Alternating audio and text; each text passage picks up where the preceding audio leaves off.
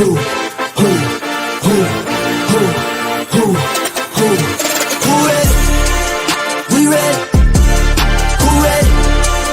We ready? Who ready? We ready?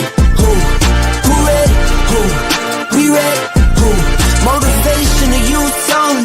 Mentally feel like Kobe, I'm like Jokic with the rock. You physically couldn't hold me, I don't care if you pushing 40. You can never little bro me. You're on step like Ginobili, from young OG to the OG. From nosebleeds to floor seats, circle stronger than Cuban links. My gold dance, your gold plated. You verse me, now that's a reach. We ready? Who ready? Good evening, everyone. Welcome to another edition of the One-on-One Sports Show here on the Black Man Unfiltered Network. I'm Mr. Bennett. Oh, why am I so much smaller than you? That's better. I'm Mr. Bennett, joined by my 7B brother. And for those of you who don't know about the 7Bs, that's the bold and the beautiful, beneficent, benevolent ball brotherhood of the BMU network. And so we're certainly, as always, up front and center. And certainly good to have you guys with us on this last show before the Super Bowl. So obviously we'll sort of finish off this show with our Super Bowl picks. Just make sure when you come in tonight, make sure you hit the like button. Certainly helps our algorithm when you do that. And also consider dropping a Cash App or a Super Chat to the Black Man Unfiltered Network. You see his details scrolling, his Cash App, Black Man Unfiltered, at the bottom of the screen. And certainly anything that you want to give to us personally, here are our Cash Apps, our individual Cash App scrolling at the bottom of the screen. But again, good to be with you guys. We're going to chop it up. We're going to talk a little NBA. Certainly a lot of activity started happening since yesterday, so we're going to get into that a bit as well. But before we get into that, just want to check in with the coach. You should be in San Fran right now, sir. I mean, somebody's going to need you on the sidelines over there. So I'm just saying, how you doing? How you doing, man? Yeah, man, I wish they would call me, man. I go over and, motivate them a little bit. Give them a little bit. Shout out to our guy, Tommy B, who's actually working the game. He dropped some pictures on of his workout there. So he's working the game today. So, or certainly throughout the week.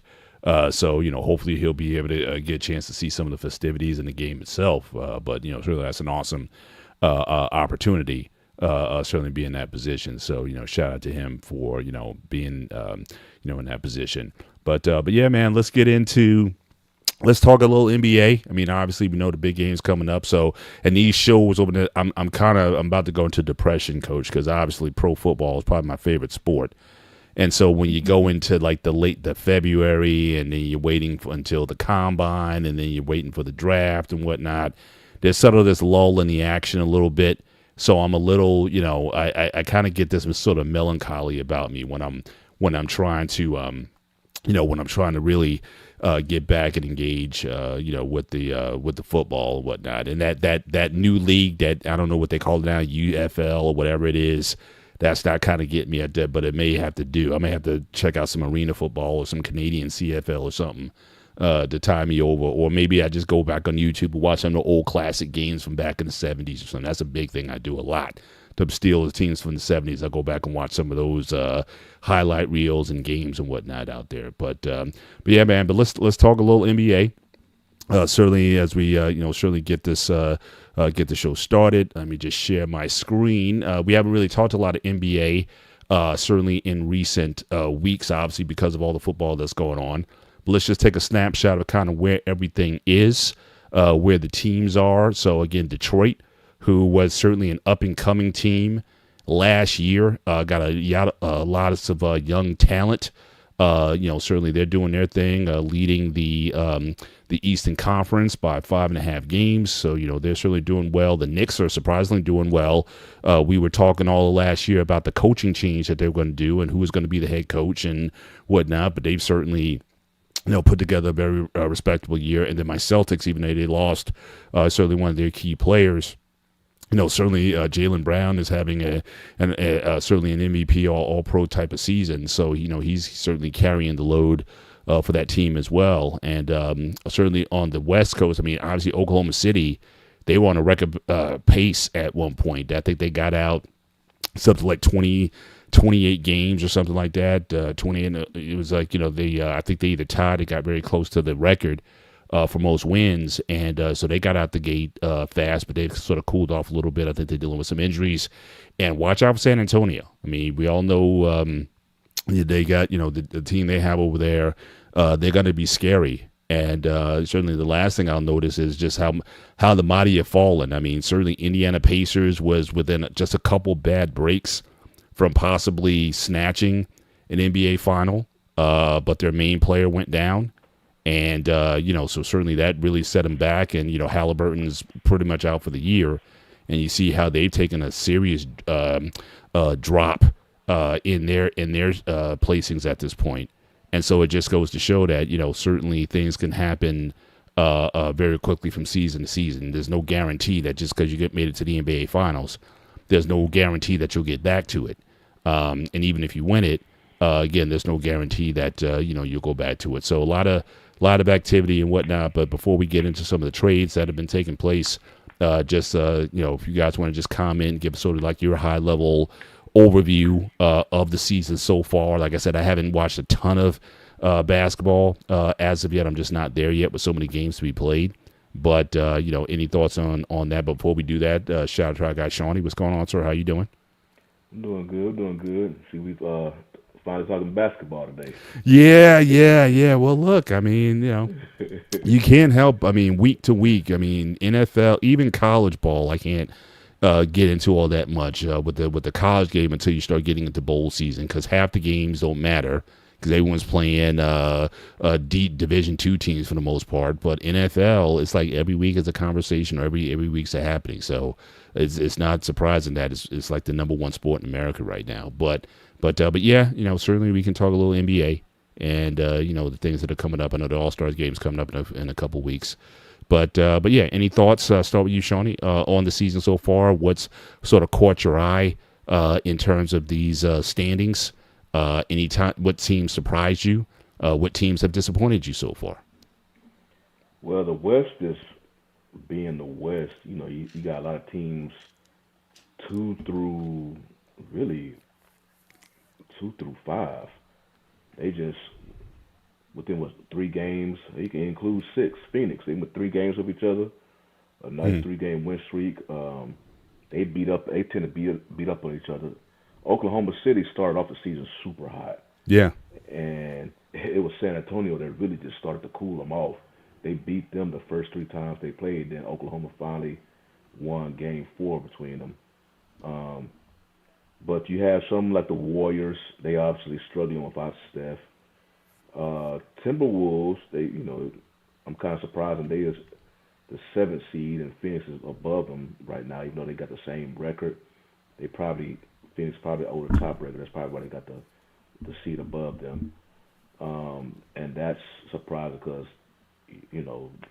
Dylan Brooks, who was traded with KD during the Phoenix Rockets trade, I think he's having like career highs over there all of a sudden in Phoenix. Clippers, they actually on a nice little, like within the last 20 games, they've been winning. So they actually pretty hot, but I don't know how they're going to be now since the Harden trade. Mm-hmm. See, why'd you have to give the detail away before we got there, man? I was I was just going by the standards. They was playing I'm just good. kidding. Go ahead. Now on the East, I'm surprised about Boston because you remember they lost Tatum.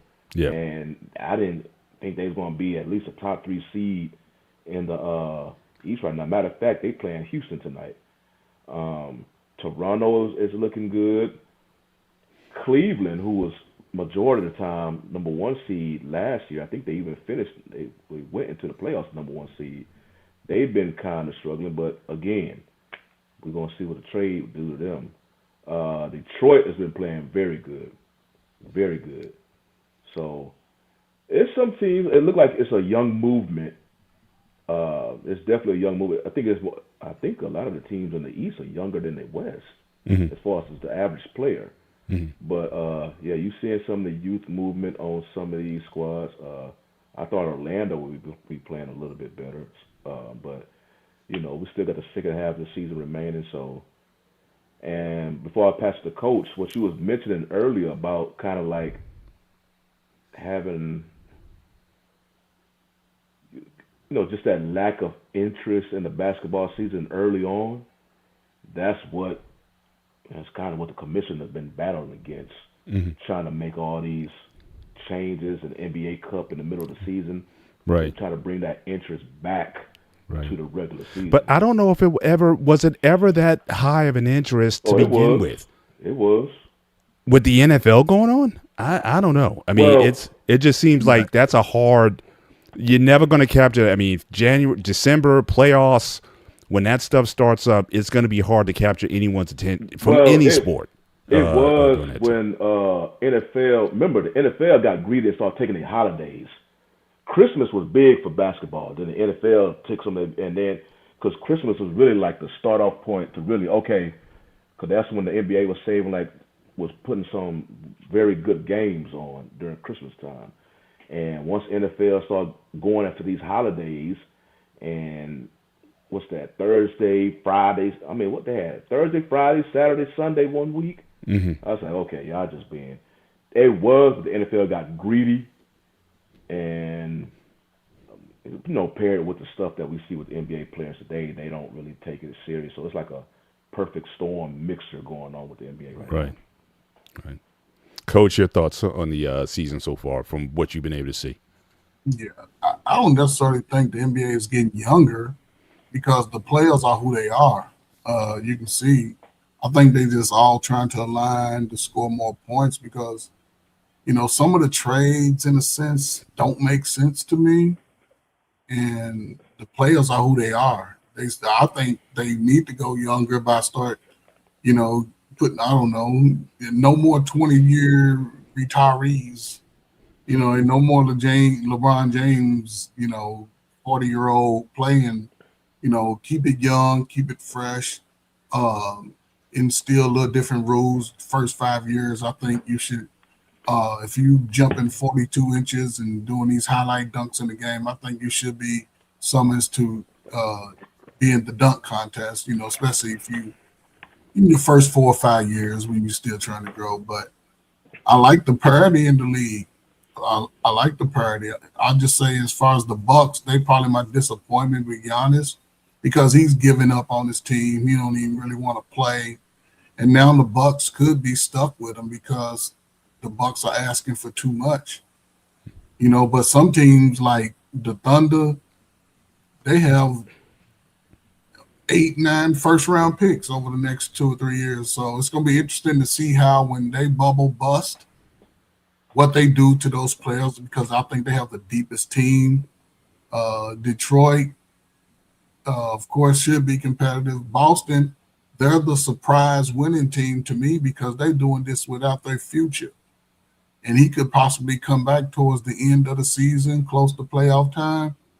And Boston could still be in the running for the championship because Detroit's still young, still trying to learn. So it's going to be interesting. And I'm interested to see how these trades turn out. With the big, Cleveland trade and the Clippers. So that's going to be and then with, a couple of the Grizzlies, I'm interested to see what they do with Ja. Because if he goes anywhere that's a contender, I think he'll elevate them. If he stays on the right track, he got to focus on the game. But it's going to be interesting down the stretch, Gotcha. Well, let's get in some of the trade talk. Obviously, the big one of the big trades took place. So again, this is, correct me if I'm wrong, this is from last year, right? So again, Dallas certainly has been in the news last year. The big shakeup in Dallas and the outrage of the Luka Doncic trade for Anthony Davis, and these certainly were the terms of that trade from last year and all the fallout that we have from that. And Dallas, I guess they continue to make moves because the recent trade now is you got this Anthony Davis is going to the Wizards, and so you got him, Hardy, Russell, D'Angelo Russell, and Exum certainly going to the Wizards, and I guess Dallas gets all this talent and these draft picks in return. And now the Wizards, certainly, if you look at them, certainly they're, certainly building a team with some veteran talent And so this is what the new lineup is looking like at this point. So, who do you guys think came out on this side of the trade? Who do you think got the bigger haul? Because my thing with Washington, just like the Clippers were for a lot of years before they were bought out, it just seems like with the Wizards, there's been just years and years of ineptitude for so long. And again, I don't know what their management or ownership structure is at this point, but if you look at just over time, found this one. These are all of these players who played for the Clippers, went to other teams and won championships with other teams. So again, I don't know if it's the management over there or are they trying a new approach, but can they win with this current team with Trae Young and now Anthony Davis? Certainly added to the roster. Can they get back into it? Because I think currently in the standings, if I just go back to it, certainly they are, again, near the bottom. And so I don't know if there's any salvaging for this season. So again, to Trey's point, I don't see how this particular trade makes sense or how's that going to improve them that much where they can get back into contention for a playoff bid at this point. So I don't know what they're doing down there. But again, it's been years that the Washington team or we got to go back coach to the Washington Bullets the last time they were relevant. You know what I mean? That's you talking the 70s when they were relevant. Shawnee, what were your thoughts certainly on the trade and who do you think got the better of the deal from this trade? Well, obviously with this trade, this is like part two of the trade because part one was how the Mavs got themselves in this situation in the first place when they originally traded Luka and Davis. And my question is, when it comes to that trade, do you also include, even though there's two different transactions, but they kind of like the same because do you include Cooper Flagg in this trade? Because kind of it helped the Mavericks get super lucky to get the number one overall pick to get Flagg. So if they kept Luka, they obviously would have finished better in the season, which, even though they already had a low chance of getting number one seed, who knows? They probably still would have been to get number one.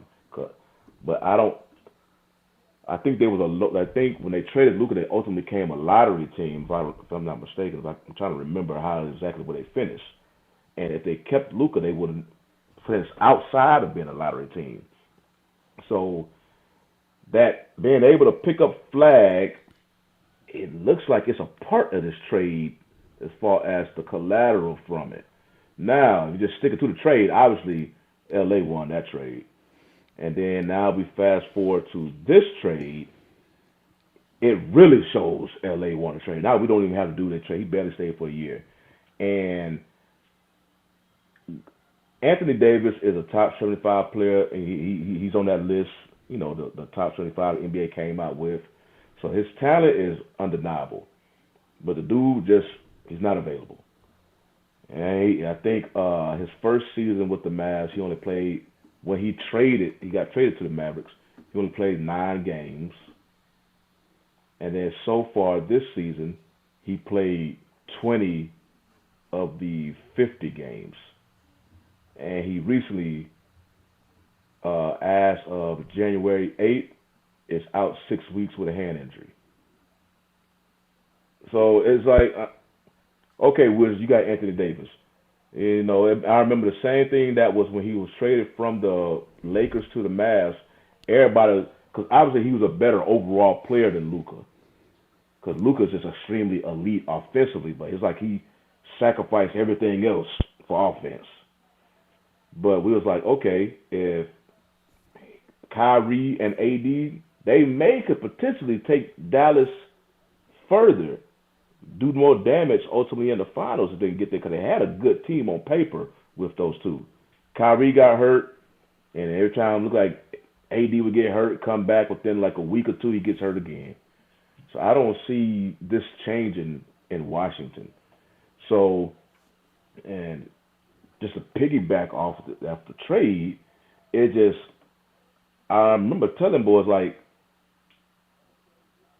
I know when they traded Luka, and they still are, DFW was pissed off. I mean, they was talking about it for months, and then obviously you saw when Nico was fired, they were celebrating. Even though I thought Nico was the ultimate scapegoat, yeah, I think there was some sketchy stuff going on back there. But I was like, if they are patient enough, because I was telling everybody, Cooper Flag is legit. And he was because he competes. I'm like, Cooper Flag will probably make you ultimately like, okay, Luka gone, we can focus about Cooper. Because Cooper Flag is a good offensive player who may be great. He needs to work on his three-point shooting. But he's a good offensive player. He has a total offensive package. Can pass, rebound, competes, has a good mid-range game, and then he's hella competitive on defense. He'll never score the points that Luka scored. Never. But that's the thing. Luka is all offense. Literally, Luka is all offense. And then with Luka, you also got to deal with the frustrations of him, his defense, because he whines so much to the refs. He puts his team at risk defensively because he's always on the other side of the court whining and complaining about the refs about a foul call being missed. So me being a Rockets fan, I've seen this before. I mean, even though Luka led them to the finals, but he couldn't do it by himself for the most part. But I've seen this before. It's hard to win in this NBA when you basically putting the ball in one player's hand and let him dribble, and expecting him to create plays for everybody else. Eventually, it's going to take it out. They was able to get to the finals one year, but we've seen this. That is not a sustained success in the NBA. I mean, James Harden was killing dudes with that, even though he had something else going on. He wasn't doing nothing in the playoffs. But even when he won an MVP season, it still didn't have, they couldn't have prolonged success with that. So, but with Cooper Flag, I don't think he's going to be the offensive player that Luka is. But he's already better than Luka and everything else. Like, he is the complete. They'll never go to the finals with him as their lead man. That's never. Because y'all looking at Luka as. No, I'm not looking at Luka like that. I'm looking at the skills and what they bring to make the team better. Then Cooper Flag has the skills. He had. The only thing they could be the skills. I'm not saying he don't have the skills. I'm saying he doesn't have that ability to lead the team. They're going to have to build a significant amount of pieces around him for them to even go to the finals. I don't think so. I mean, okay. The same thing they had to do with Luka, because obviously with Luka they had to build defense around him, because you wasn't getting defense from him. So everybody on Luka's team had to be effective defensively and have some type of three-point shooting. They didn't have to be the man to get them together, because Luka could do that. Yes, it's defense, but I would say down the road, and we'll see as it get there. Flag will probably level out at about a 24, 22 point score. And I think he's already there. Will pretty much be in the middle as far as he's already there. He's only 19 years old, even though right. And Luka was what, 25? But I think Cooper Flag in his first year has already started off hotter than Luka. So if people, because right now you're looking at some Mavs fans looking at Luka, which is hard to do. You're looking at Luka's career in Dallas compared to only one season. That's not even a full season yet with Cooper Flag. I'm just saying, based on the skill set I'm seeing with Flag, I'm like, Flag, because I don't see nothing that's saying this dude's not going to improve, especially offensively. Defensively, I'm not worried about Flag at all. I mean, this dude is a total package defensively, and he competes. That's what they were saying about him when he was practicing against the USA basketball squad when he was like 17 years old. Steph Curry like that. Steph was coming out like, man, this dude is legit. Because when they playing, when they were playing the Olympics and they had a scrimmage, and he was on the other side playing against them, and they was like, who the hell is this little kid? well, not a little kid, but he was balling against them, and it caught their eye. So he came out, and yeah, only thing he's shooting like mid 20% from 3-point shooting, but everything else off. That's why Jason Kidd, I don't know if y'all saw that post game, he was cussing out the reporter because they was questioning like why you want to have Cooper Flag as a point guard because he has point guard skills, but they trying to you know how media trying to act like they know more than the coach, trying to get Flag off the ball to see if he could be better offensively, but he has that skill set. So yeah, I mean if they just Luka is gone, but Flag, he could potentially get them. I know one thing, they're not going to have no frustration with Flag like they did with Luka. Luka was just, Luka is great offensively. Okay, he took us to the finals, so he was happy. But there was legit frustration about Luka because of his constant. Well, I'll be glad when the Mavericks move on from Luka mania because they seem heartbroken. Listen, I'm not taking away from your man. I know you like the Mavs, and he's a good player. But I think for him, he's going to need a lot more support. I think he will need a lot more support than Luka had at Dallas because he sort of ran it himself. And I think if they will win because they're young and they're gonna have opportunity when everybody comes back, when all the pieces fit. I think Dallas will be up there. Well, now they officially started the process of building around Flag because it's. The Davis trade basically ripped the Band-Aid back off, and now they know they lost that trade versus LA. And the Cooper Flag pick was just pure lightning in a bottle. They're happy about that, but the trade they still. So now they officially handed over the keys to Flag because now they got draft picks, and I don't know when Kyrie coming back. Yeah, but Shawnee, let's be honest though. I think the Wizards got a good deal when they got Anthony Davis. I think they got a good deal. He could be on the court. That's the thing. I think he'll be on the court. I mean, but I think they get that combination of players that I saw. The only thing they would need is a center because Anthony Davis clearly doesn't like to play center. But I think I think the Wizards will be okay with that little mix they got. We'll see. So you think this team? I mean, what realistically could? Because it's almost like the Wizards now, they're almost like going for, I guess, players that have some star power. I don't know if there's a long-term plan for the Wizards to try to win anything, but if you think you can get a few more people through the turnstiles for Trae Young and Anthony Davis playing together on the same team, like I don't know what the strategy is, and like I said, it's just that Wizards have just in a franchise for so long that they just can't. They've had some star talent, which I already showed, have gone on to other teams and done better, but it's like you just don't know if that leadership or management over there, if they know what they're doing. I mean, Jordan owned that team for a number of years, and again, great, obviously the GOAT player, but horrible GM, horrible, Now, Jordan owned the Hornets. I'm sorry, you're right. He played for the Wizards, my bad. But I'm just saying, and the Hornets aren't those good shakes either. They haven't been there since Larry Johnson back in the day, but it just seems like I don't know where the Wizards are going, but is this more of a marketing move just to get some guys and get more fans coming to the building? Because I mean, both of these players. I mean, Trae can be an exciting player at times. Davis if he's healthy, is a very competent player, but that's the problem, his health. And so I don't know, what is the expectation? Are they going to try to make a playoff push, or could this really be like the last stop destination, certainly for Davis, and he just gets out the game because I don't know if his body can really handle it anymore. What do you think? He gonna stay in the league just as long as everybody else stay in the league because he's that talented. Because again, his position, he can get you 25 and 10, and if he's in the league, he can play big man. He can get you 16 and 9.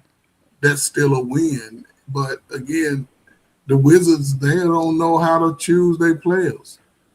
They've had some good athletes, some good players, but they don't build the team. And to me, it's like that's where you want to go if you're in the last. I mean, not the last, but if you want to just play and make some easy money, go to the Wizards for the older players. But they have some young players, and I think just to me, these players have. I'll say this: with Davis and Trae Young, if they don't play with more urgency, then I could see them sort of being just journeymen for the rest of their careers. And the Wizards are young. I think, again, they still need a center because Anthony Davis is not going to play center. They got the Alex Starr. I think he's their. So if they got a center, I think they'll be okay because they still have Jordan Poole, don't they? Ain't he still there?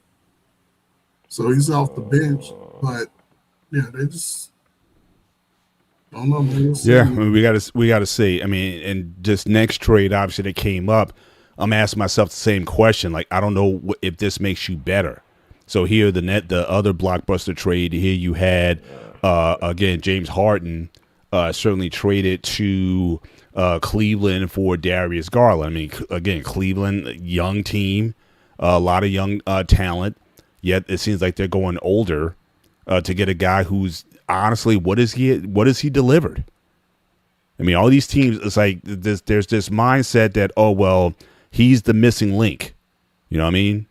To a ring, but he's never won anything. When you had KD, him, and Westbrook in OKC, they got to one final.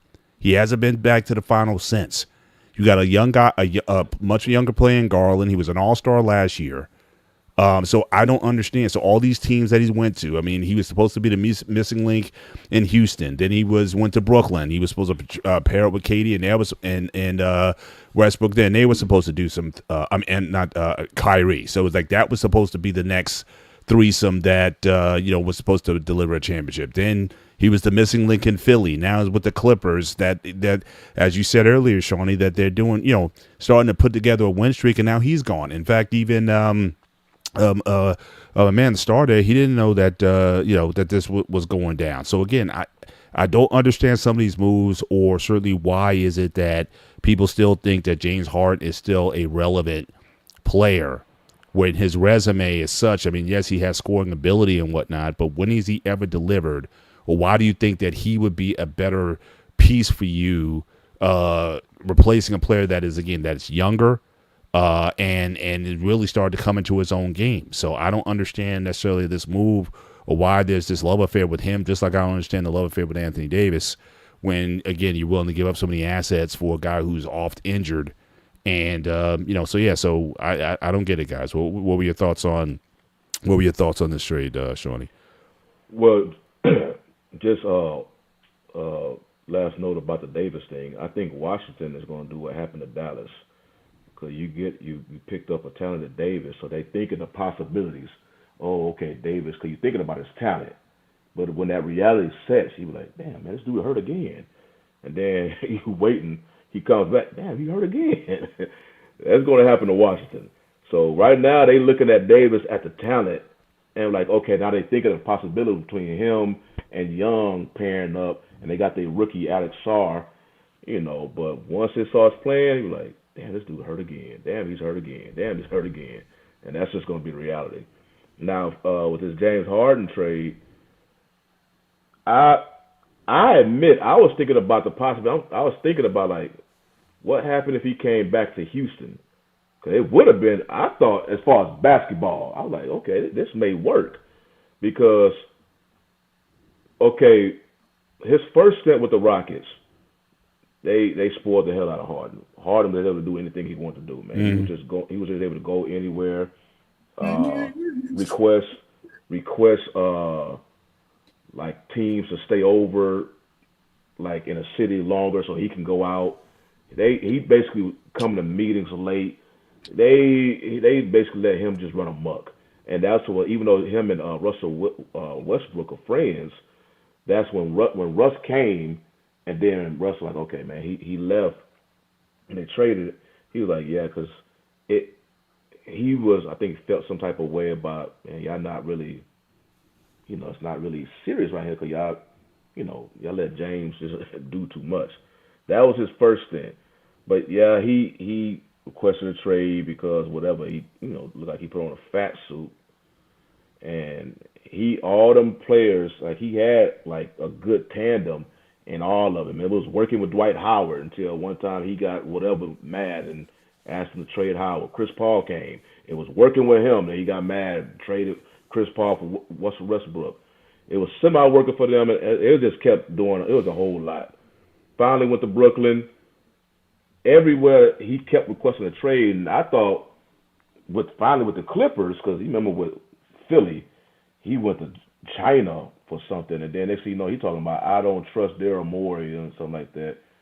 And everywhere he's going, he just keeps requesting trades. And then I thought with the Clippers, because of the trade deadline, I thought this was basically just Clippers just, okay, they doing it. But in reality, what turned out was Harden was trying to, want more money for his contract.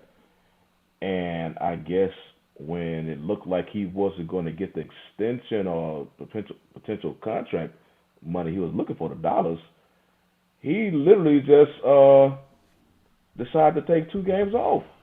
He just didn't want to play for a couple of games, and I think he was a no-show for practice, something like that. So, ultimately Clippers said, okay, so it's time to put him on the trade block.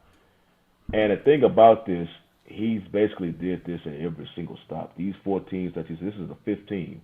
I don't think he did that in OKC. I think they just traded him. Mm-hmm. But these 4 teams, Harden literally just requested the guy's 36. I mean, it's like how much, and I know he's got again decent numbers. He's averaging 25 points a game, certainly at this point. So I think he can still play. But I'm just thinking, like, all these teams, just knowing that history, you think that this guy's going to deliver you over the top. I haven't seen it yet. But that's why I was like, when I was thinking of the Rockets, I was like, okay, it can work. Because obviously, James Harden not the closer in the playoffs. But no, not at all. With the Rockets currently, you have KD to do that, and then you have Şengün. So we don't need you to be no closer. We got dudes, because we already know you're not going to show up in that part. But his skill set is valid, throughout the other games and whatnot. So I'm like, okay, just fit in. That culture that you had in Houston before, that's gone. You can forget that. They're not going to kiss your ring like they did back then. It's a whole different culture where email you and everybody. They kissing it. What are you talking about, Shawnee? They kissing it. That's why you can still move around and make $200 million. They kissing his ass. Well, I don't know what contract he's gonna get now. No, what I'm saying is he can dictate his trades. He has no trade clause. He dictated this trade, so he can do it. It is, and he can average 25 points. He's been doing. He always look out of shape. He look more out of shape than Luka does, but he's volume shooter. He puts up his points, and he could be an asset anywhere. The fact is, as it gets to the playoffs, he's still playing the same way, and he doesn't elevate his defense. And I didn't see why they needed. They got Donovan Mitchell, but it's the same as him and Kawhi. But Donovan ain't the defensive player Kawhi is. Garland was a great defensive player. Harden's older, but he can be that 18 consistent points, 20 points in the playoffs. So in that regard, I can see Cleveland making that trade because they need numbers. But hell, he's old, and he's one of the few players. He's like Kirk Cousins of the NBA because he dictates where he goes. And I know because Garland, he been having some. He's been injured. Yeah, lately. So that was like, oh, we don't know how it's gonna be. But James Harden, one thing James Harden do every stop since Houston. That's why I don't know why he got into it with Dwight Howard. But every stop since Houston, he's made the big men at those respective teams better. He was the point guard for Philly when Embiid won MVP. The point guard, the center for the Clippers having some almost career numbers when Harden was. So Clint Capella with Houston had his best careers when Harden. So he elevates his centers. That's one thing he will do. So they thinking about, okay, Evan Mobley, Cleveland, they young stud big man. Harden can develop a tandem, with him, a connection with him, and most likely he will. That's one thing Harden does do. He knows how to get the best out of his big men. It's just But they got Mitchell there as far as closer. So that's the thing now. I think with teams now, they're like, we're not gonna make you player one. We already know, but if you player Who? James two, or, Harden. James yeah, Harden go be player 1 or 2. That's it. no, because Evan Mobley's supposed to be the one, the next big thing, But but they Evan still Mobley, waiting. but Shawnee, you got to think about position. James Harden can play point guard. He is going to handle the ball a lot. Evan Mobley needs somebody to pass in the ball. Yeah, he's So, gonna be number two. Donovan so Mitchell number one by far. He he's ain't going gonna to be pass the him. man. But that's you know, if he would have came to Houston, I think he would have been number three. Man, get out of Houston, man. He ain't going back to Houston, No, man. I'm just saying when the idea before he got traded, I was thinking about it, but then Been I was 10 like, years. See, get out. because I was thinking about basketball reasons. I thought it would have worked, but then I was like, I started With thinking the current about team they have now, you think it wouldn't have worked? yes, No, because it you wouldn't have don't have worked. to. It would Because not have worked because KD would handle the closer. Sengun, that's why KD number one, Sengun is number two. Harden, you number three. Don't try to come overstep these two. Now his ego, that's the that's thing. why it don't work, because Harden is a volume shooter. He's not a passer and all that. He's a But volume shooter.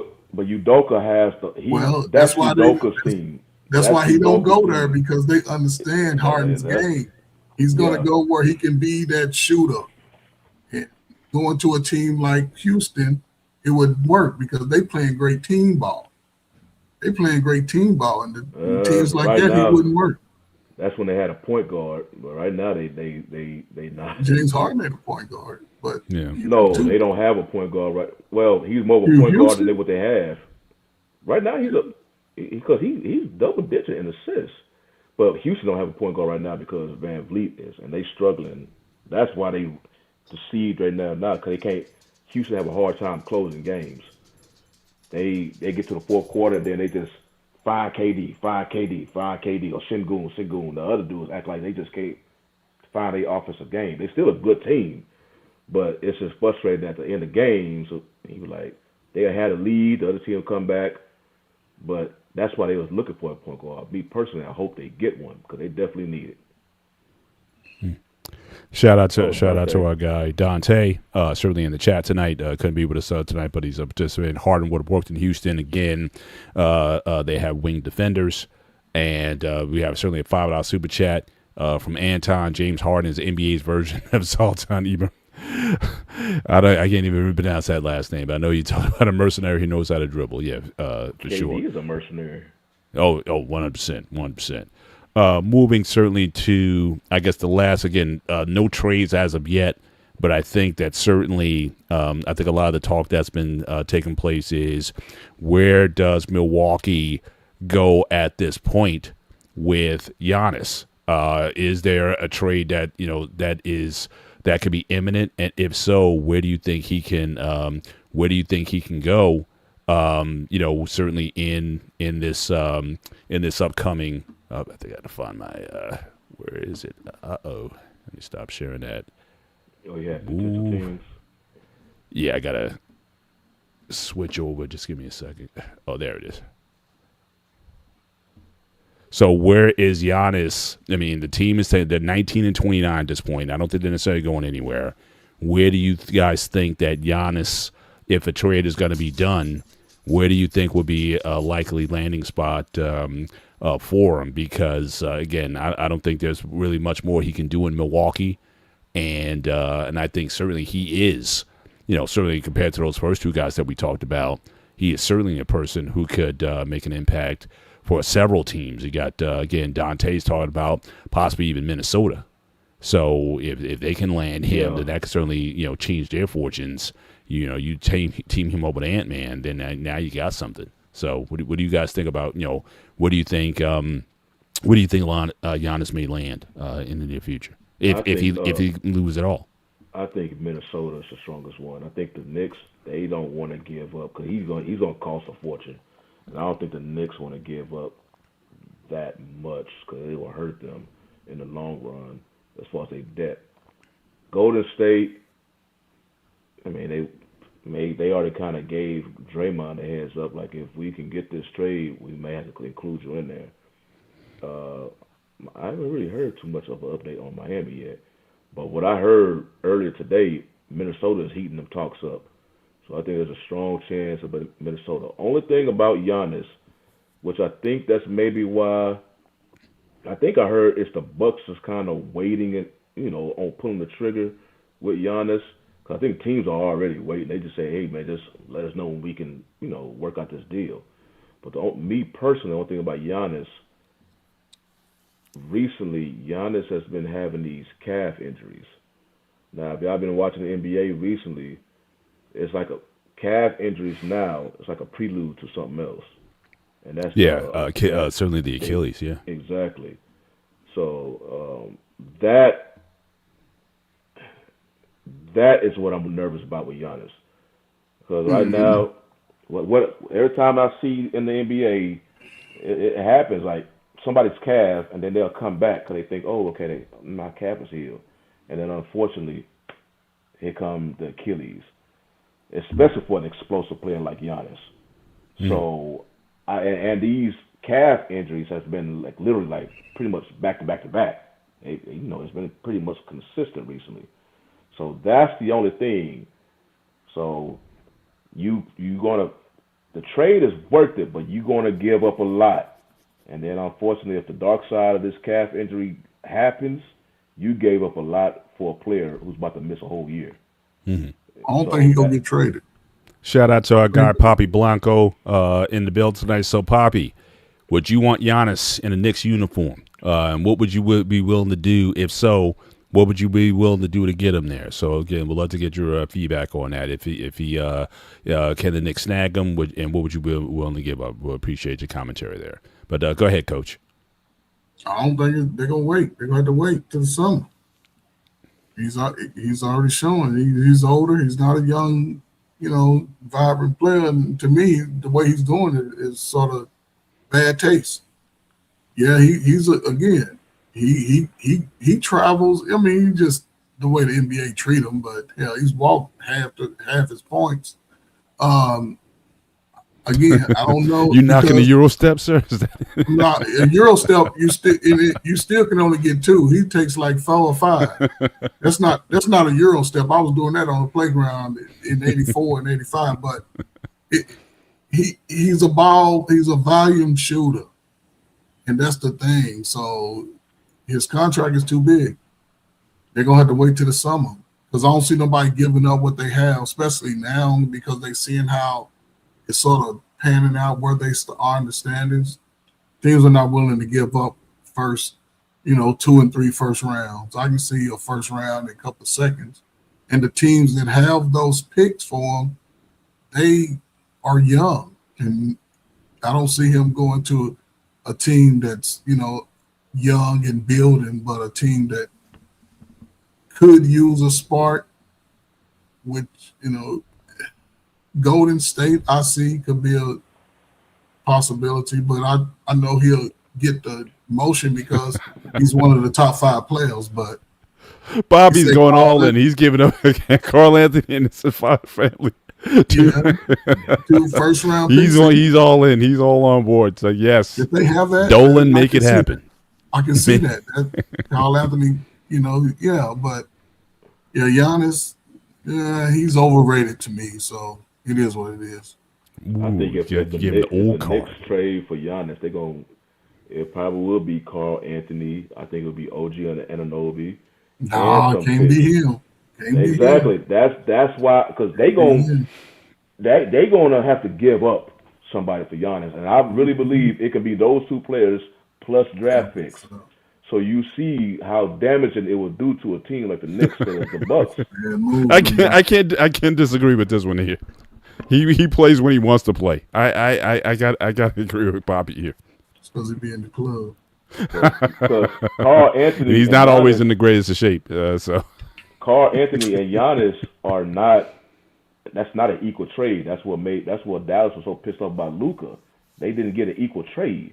Giannis and Carl Anthony plus the 2 picks are not equal. They're going to have to throw another player in there, and I believe it would be OG and Anunoby. and that's too high of a cost, or Mikal Bridges. So you the price is going to be, especially for a player like Giannis, who's a two-time MVP. You already know what he's going to bring. What about three first rounders? Because basketball first rounders is, especially, I don't really know. It's not like it's going to be really worth anything. It's not like the NFL. You're not gonna have lottery picks because the Knicks is going to be better than the lottery team. So it's just like, no, we want players. We can give some picks. We also want players. So it's going to gut the Knicks. Right. If they trade for him. But I think that Milwaukee's tanking anyway. So again, I think they probably, if they got, additional picks, I think they're in rebuild mode. I think at this point. So who cares about the next couple of years? You look towards the future at this point. So yeah, I can certainly see them giving three. So let me ask you this question. Right? So they was already having an issue with players or teams sitting players because of whatever reason, right? Mm-hmm. So the fact the fact that he's saying he wants a trade, he ain't even really playing.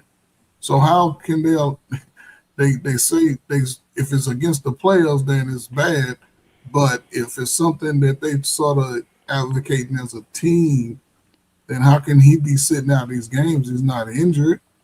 I think he is injured right now. No, but he played. He played. Then they just said he wouldn't go play after that. He wasn't even injured. He had played complete. I think he had fouled out or something. But I don't know, man. Because if he gets traded, he's going to play immediately. He ain't going to be sitting out. He's going to play. So soon as the deal, if they trade him, the next 2 games, he's going to be in a uniform playing. You know what I'm saying? So it's just odd how they do it. So right now, Giannis, he last played was the 23rd, but now he's out for 4 to 6 weeks with that right calf strain. That's the ticking time bomb. Mm-hmm. So like we said earlier, that calf strain is like a prelude to the dark Achilles, which I hope don't happen to him. But it's literally happened the past several times we've seen this injury. Mm-hmm. It's like part one. Yeah, but I guess if the Knicks are kind of all in. Again, they're second in the East right now, so they have a good team. You add him, and let's say if he does come back in March, right around the time when things start heating up, if they think he's going to be that missing piece, like see him, I could certainly see being a missing piece. I don't see Harden as a missing piece, and I don't see AD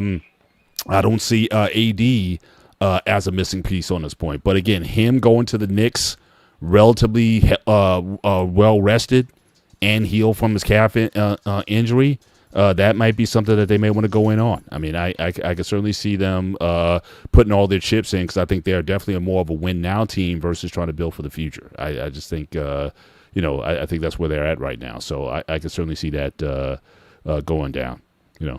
I think the Bucks making some of these injuries up. They just want to send them as much as possible to trade them. This happens all the time. So we got to see if those.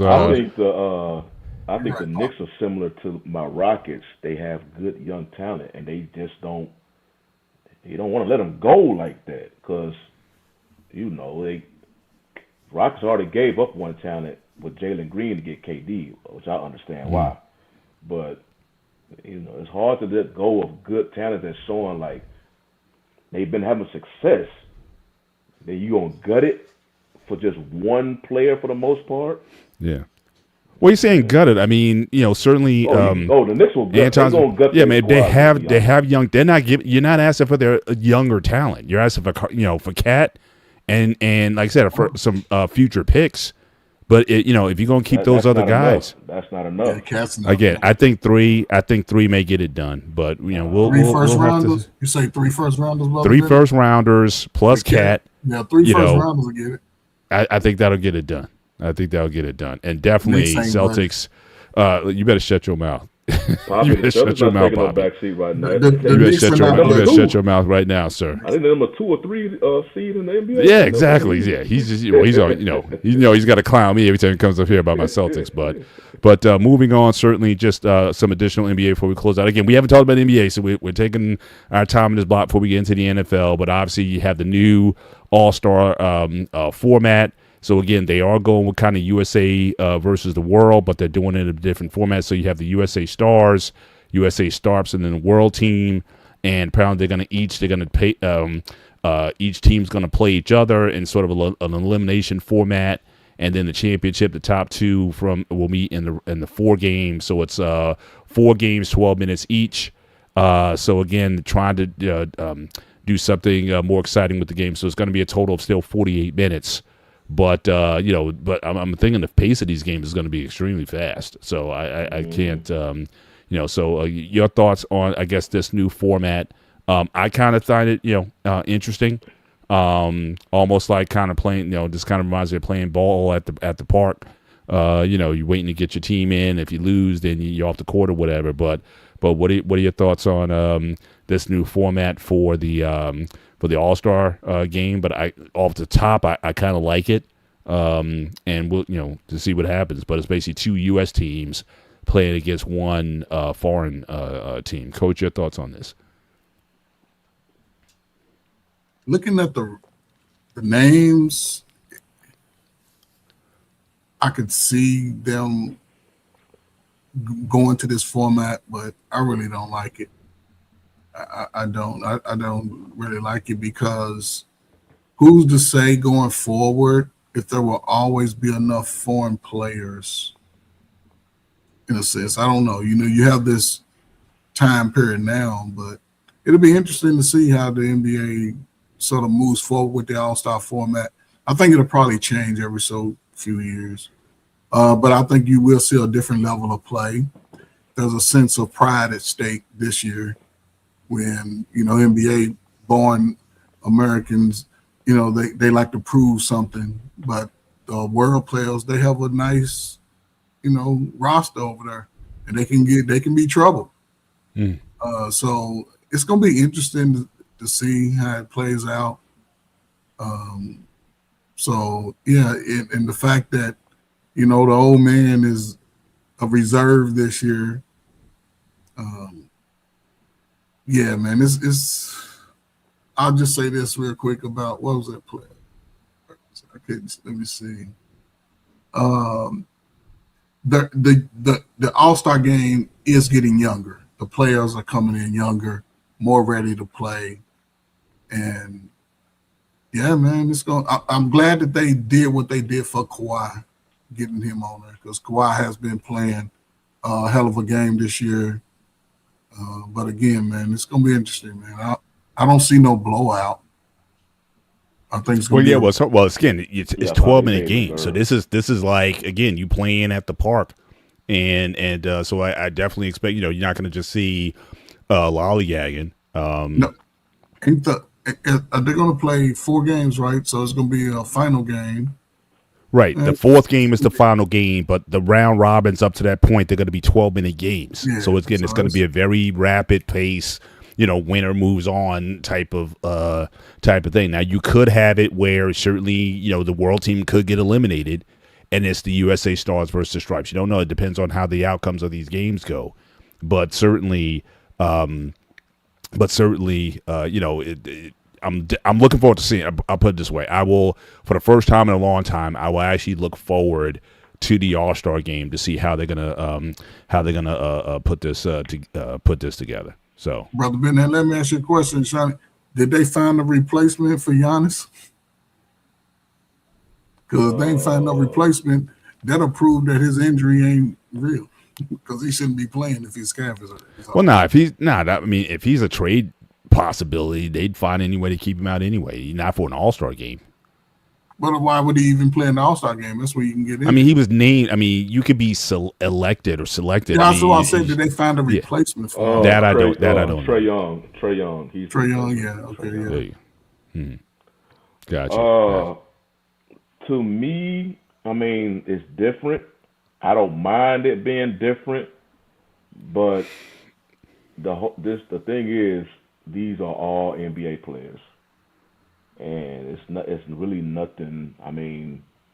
Okay, the world team is going to have on a different jersey, but they all NBA players. Like these, meaning that they still are not really I think they're still going to view this as an exhibition. And you know, when the NBA players look at the All-Star exhibition, they just going to be letting each other do whatever. Mm-hmm. They may try to give some more type of effort, you know, but it's not going to be like a regular game.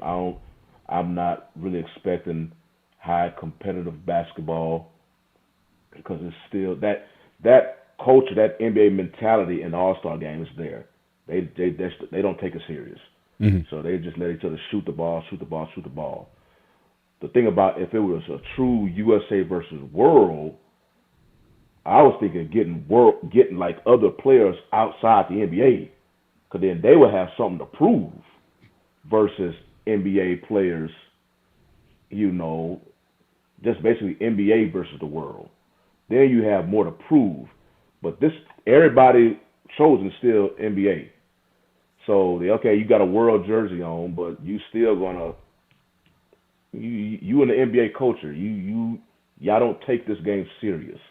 Mm-hmm. That's the whole thing. That's why they have to do stuff like this, so they can try to get the players to take it more serious. Because we just sit there and watch them. Literally, I think one All-Star game they almost stretched to almost 200 points. I'm like, well, what is this? But that's what they're gonna do.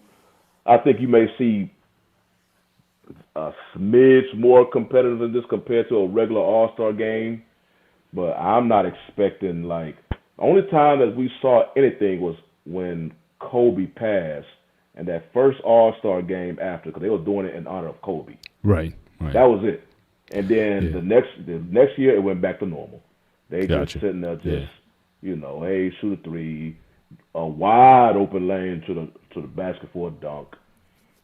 I can see not as big, but I can see somewhat the same in this current format, simply because all the players involved are current NBA players, and it's just a culture currently in the NBA.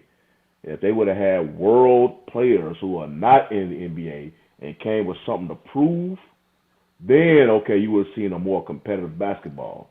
But now it's just, you know, you moving, you just basically thinking, okay, we're just gonna put a different jersey on you, and hopefully the competitive nature of the game, also game, is gonna increase. Mm-hmm. No, you using the same players. They just, hey, we got on a different jersey.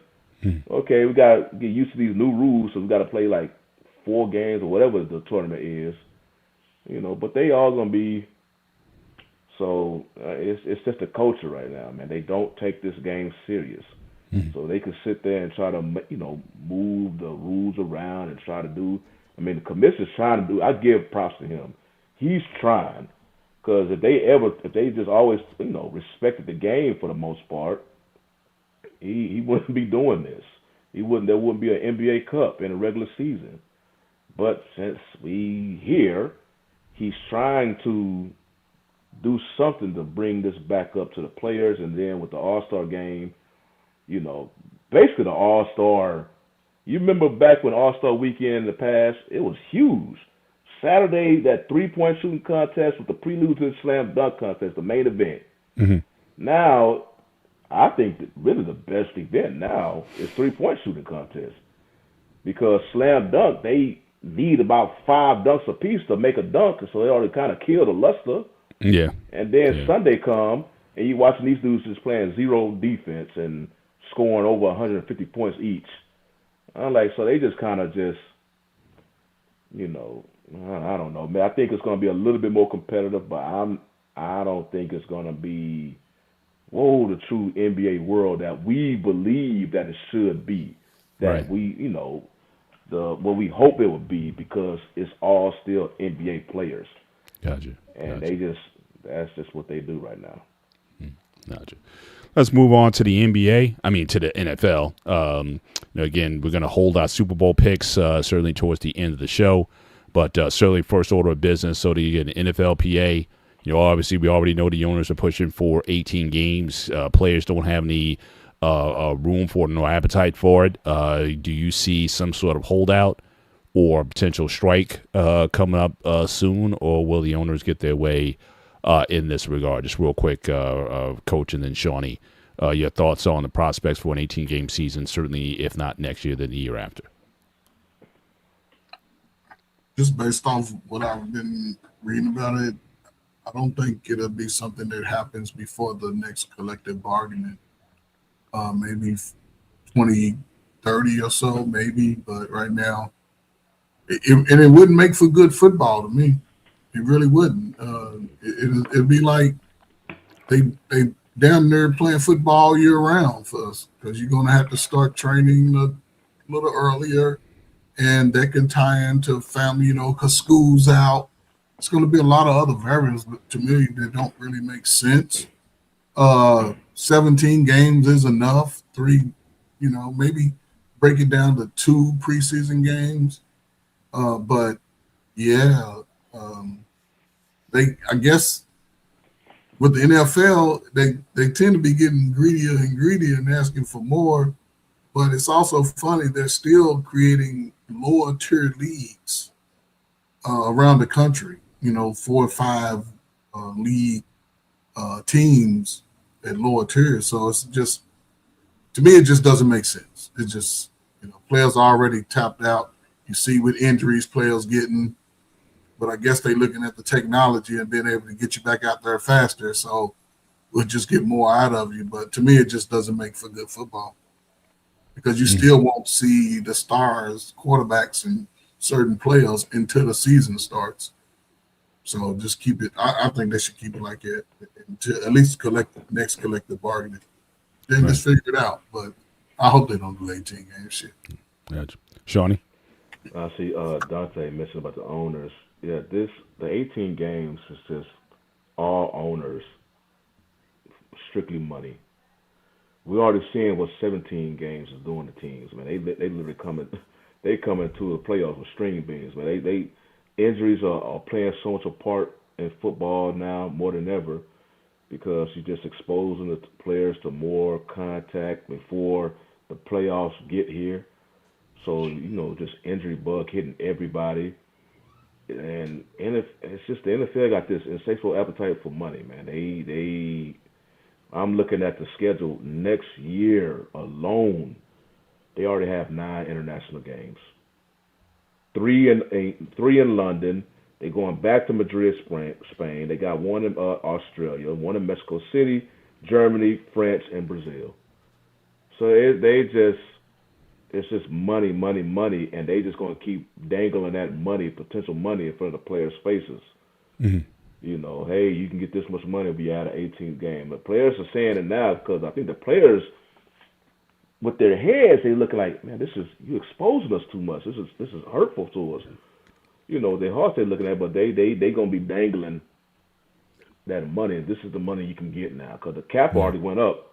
But that's for the teams. When they see that, I think ultimately,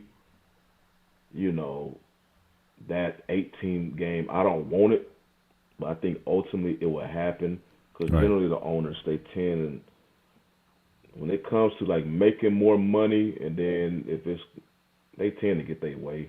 Yeah. No, Anton has a decent proposal here. Shout out to him for another $5 super chat.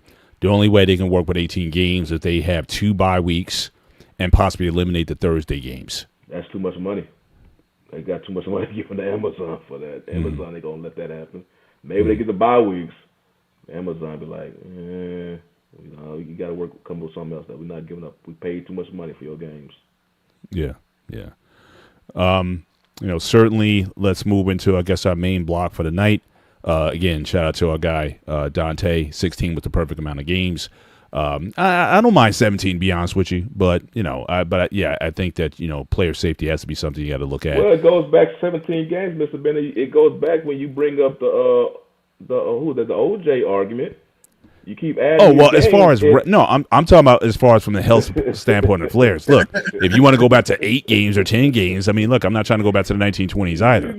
I'm just saying, in the modern era of football, I think OJ, is certainly the best because, again, I was watching the game from the other night where the Jets played the Bills, 1975. He still got, I think he had like 34 carries for like a $140 or something like that. And the thing is, you knew he was the only option on that team, right? And you still couldn't stop him. So I think certainly just given the limitations of that team and for him to still be able to put those numbers up over 14 games. And I'm not even saying now. My thing is this. If you can get to 2K or beat his record in 14 games but still have a 17-game season, I'll give you that then. But I'm just saying, to me, that's the benchmark. To me, that's when it's legit, or I would recognize you as legit if you can get 2K in 14, and then if you want to get to 2,200, 2,300, that's perfectly fine. I got no issue with that. But, the 2105 by Eric Dickerson, that's 2 more games. And I think... They're going to still honor the record if it's broken. So if they which I don't agree with. I think they need to have an asterisk. I think they need to have an asterisk on it. Put an asterisk on it. That's what I'm saying. You go through the games, them records they're gonna be at risk. Yeah, I think there's a lot of same with baseball. 154 versus 161. When a lot of these records are being broken by one run, I think that stuff matters. But in any event, let's move on to our main block of the night. So again, we talked about last week. The NFL voting committee certainly snubbed certainly Bill Belichick. We all know his resume, which is exemplar, as far as his record. But we also know about the scandals, and we also know how disliked he was. And so those voters, at least 10 of those voters, certainly did not give him. Didn't want to honor him with a first ballot Hall of Fame. I think he'll certainly get in, but I think this is the writers and those people biting back and saying, no, you're not in. And so we talked about that last week, and the other domino to fall is by Robert Kraft. Certainly compared to Jerry Jones. Now, again, you may be able to talk on this, Shawnee. Jerry Jones, again, was arguably most hated owner in sports and certainly in the NFL because of the private deals that he made with companies outside the NFL with Pepsi and all those other entities.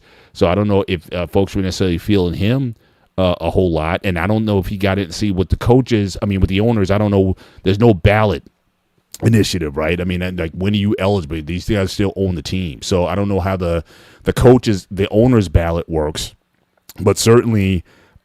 These same people came back and said, no, you're not getting in on the first ballot, or certainly just denied on the ballot altogether. So I think, again, Kraft is somebody who I think he'll get in eventually, but I think this is just for all those scandals for that the Patriots have had over the years. These guys are speaking up. And so the question would be if Kraft didn't get in, if Belichick didn't get on first ballot, if they're saying Kraft, you're not in there at all, even though his team looks like they're in potential to win another Super Bowl. And that the question is, what about when Brady comes up for first ballot? I think it's next year. Brady's eligible. See, the next year, or the year after. 28, I think. 28. Okay, so in 28, when he comes up for it.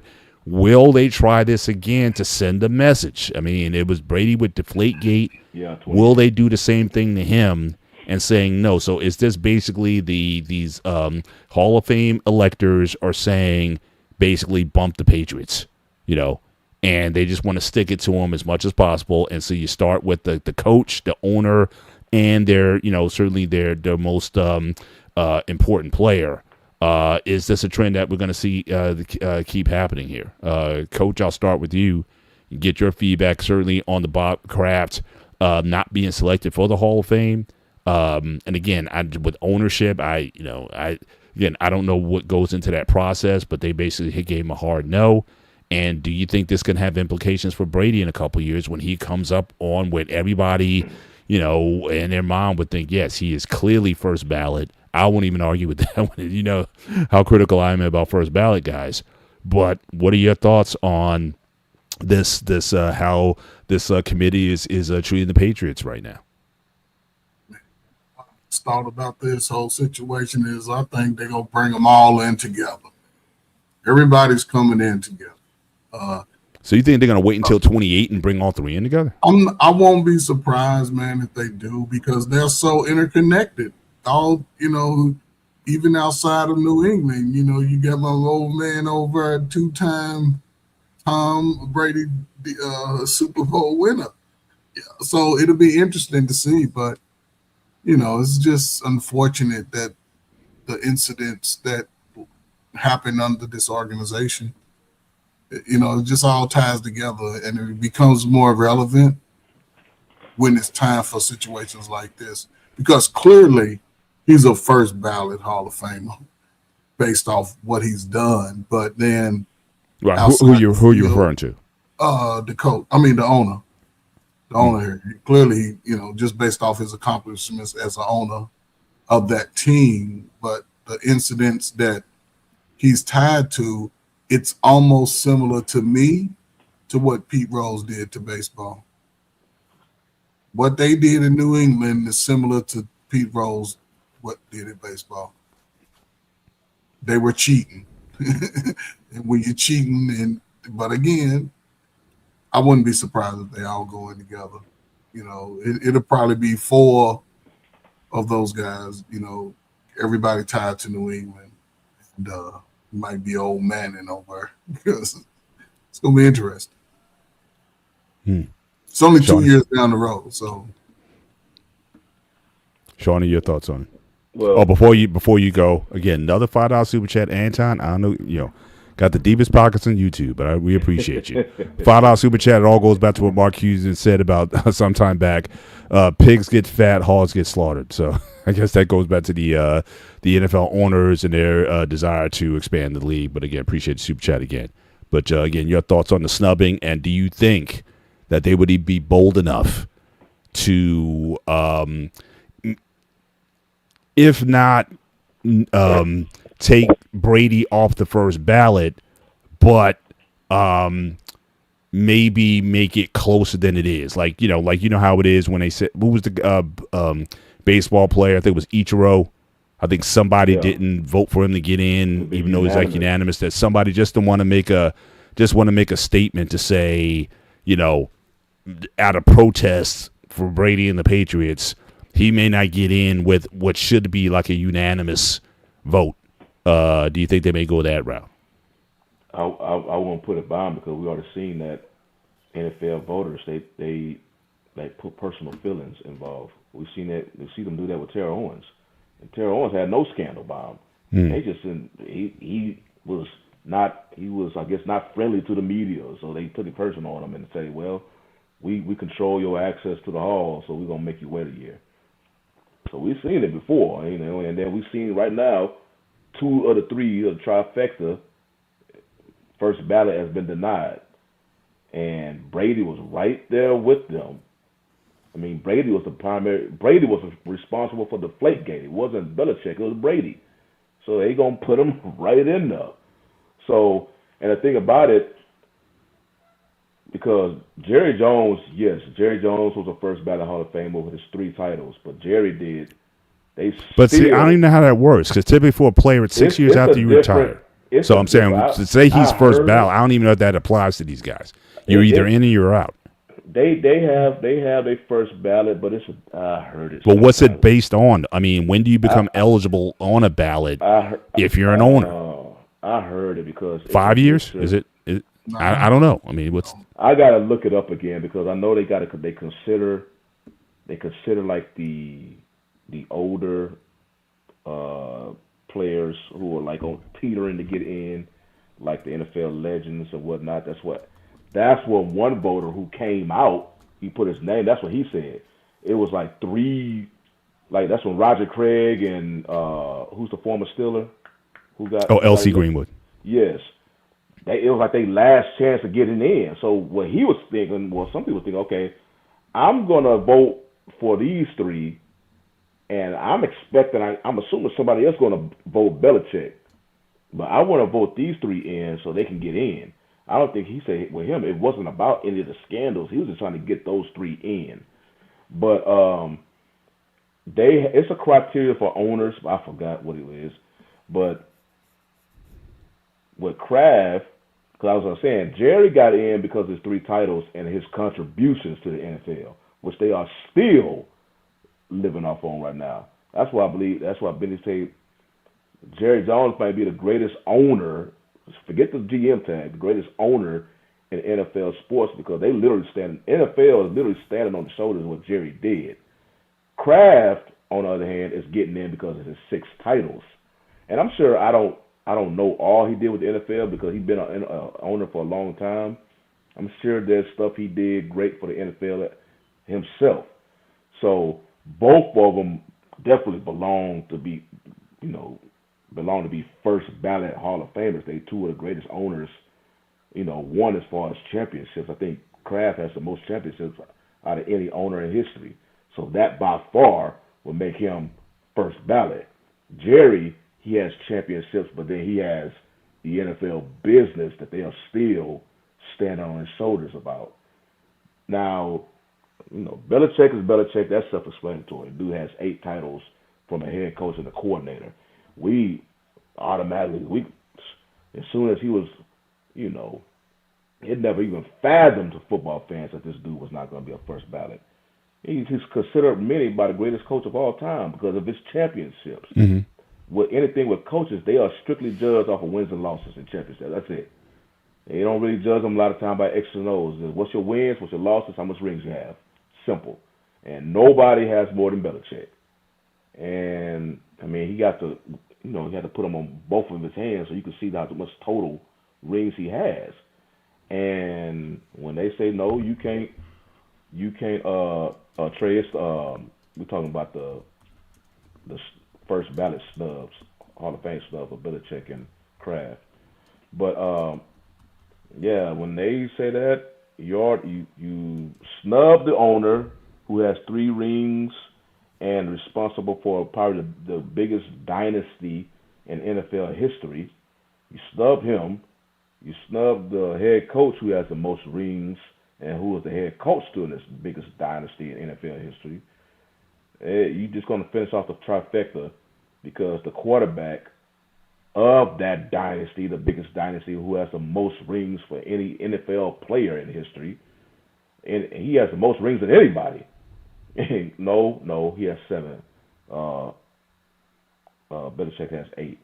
But they just gonna lump him in there. I was mentioning this last week when I brought it up. I was like, I would not be surprised if they just go ahead and bundle. But that's the only way at the time last week. It was just Belichick. We didn't know about Kraft.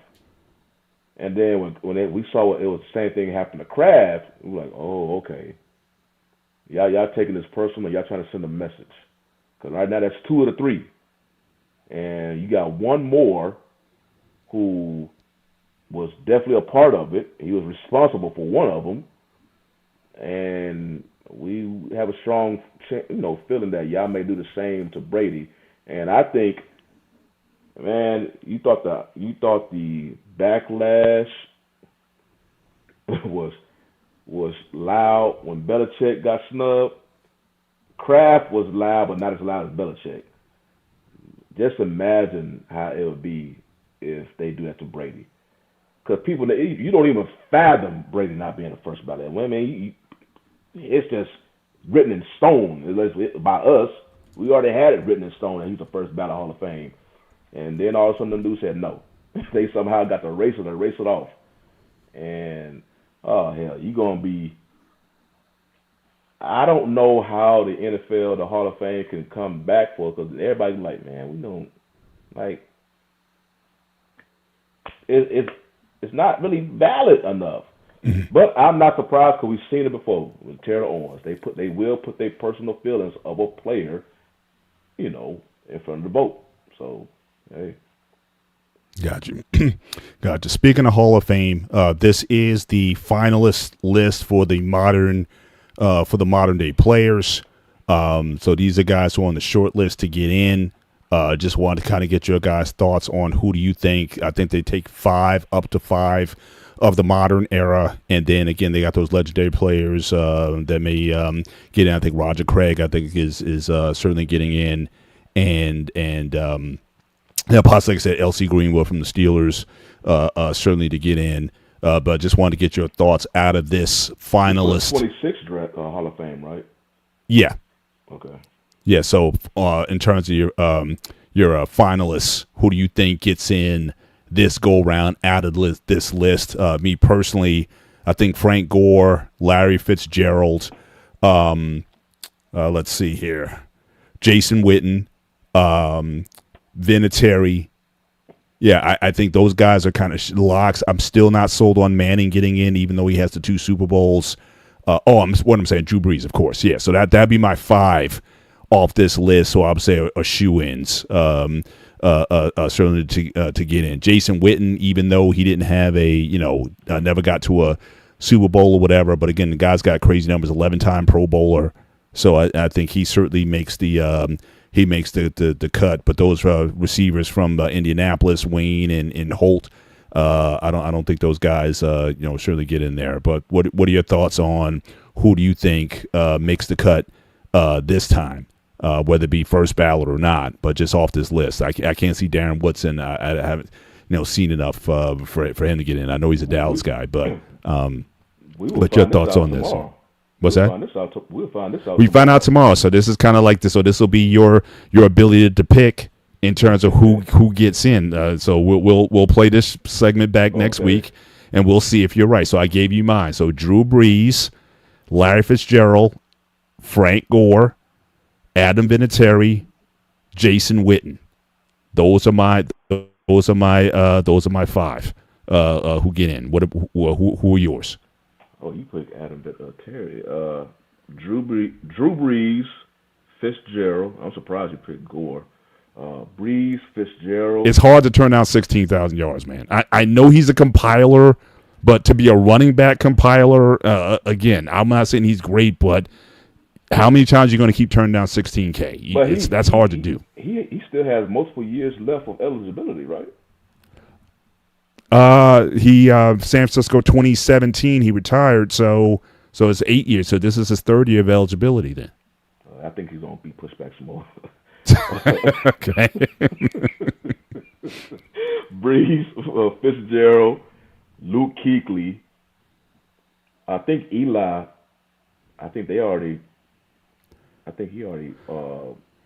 He missed the cut of being a potential first ballot, so he already. So he's not going to be on there. Vinatieri, as clutch as a kicker as he is, I don't know. I don't think he's going to put him in there yet. Jason Witten, me as a Cowboy fan, I really hope Darren Woodson gets in. I really hope he gets in. As a matter of fact, I think this is his last year of eligibility. But those 4, that's what I can say. Brees, Fitzgerald, Kuechly, and Witten. But my 5th, and I really hope, just because I think he's just a good dude, and he was a good player, Darren Woodson, Correction. Shout out to Trey for the correction. Yeah, actually 20. I don't know why they don't list all the years, but he was 2020. You're right. Yeah. Thanks for the correction. Appreciate it, Trey. He definitely ain't gonna be first ballot. So I think 4. No, Willie Anderson. I think he's gonna be in there. So Willie Anderson, Brees, Kuechly, Witten. And those are 5 that I really have a strong feeling will get chosen. Reggie Wayne. I'm not feeling. They got one guy in, right, from those Manning receivers. Who was the guy went in a few years ago? His son's in the NFL now. Who won the? Harrison. Harrison. Yeah, he's in. I think one is enough. I don't think you're gonna put all 3 of those receivers in. I think they ultimately will, though. But yeah, I really do hope Woodson gets. I think this is his last year. It ain't gonna be Woodson. Go ahead, Coach. What do you pick your 5? So 5 off the modern list. Pick your 5. The one that y'all didn't mention is Terrell Suggs. I think he'll be in there. Breeze, of course, Fitzgerald. What's that? Luke Kuechly, and he's close. Yeah, if I was gonna take one out, if I was gonna take one out, I'll take Gore out because I agree with you, Shawnee. it's hard. I thought it was his third year, but it's actually his first year. I'll take him out and I'll put Kuechly in because if it wasn't for that injury, he was I think it was like a 5-time All-Pro. So he, Wait, you talking about Luke Kuechly? yeah. Yeah, I think he was. Yeah, so I mean, he was like best at his position for a number of years. So yeah, I'll take Gore out and I'll put Kuechly in. So honestly, Kuechly, I think, is one of the most recognizable players associated with the Panthers since the late Sam Mills. yeah, That's the for sure. only person I could think. That's the only reason why he might get in for that reason. And Sam Mills, I mean, he came in later because he had all those years with the Saints. True. So he came in towards the end of his career. But also, remember, he was part of the Panthers when they came into the league. He was picked by them, I think, in the expansion draft. Right, that's why I said Willie Anderson. And then also, he stayed on as a coach, and people forget he was fighting cancer at the same time he was working on the coaching staff. And because of what he came up with the mantra of keep pounding.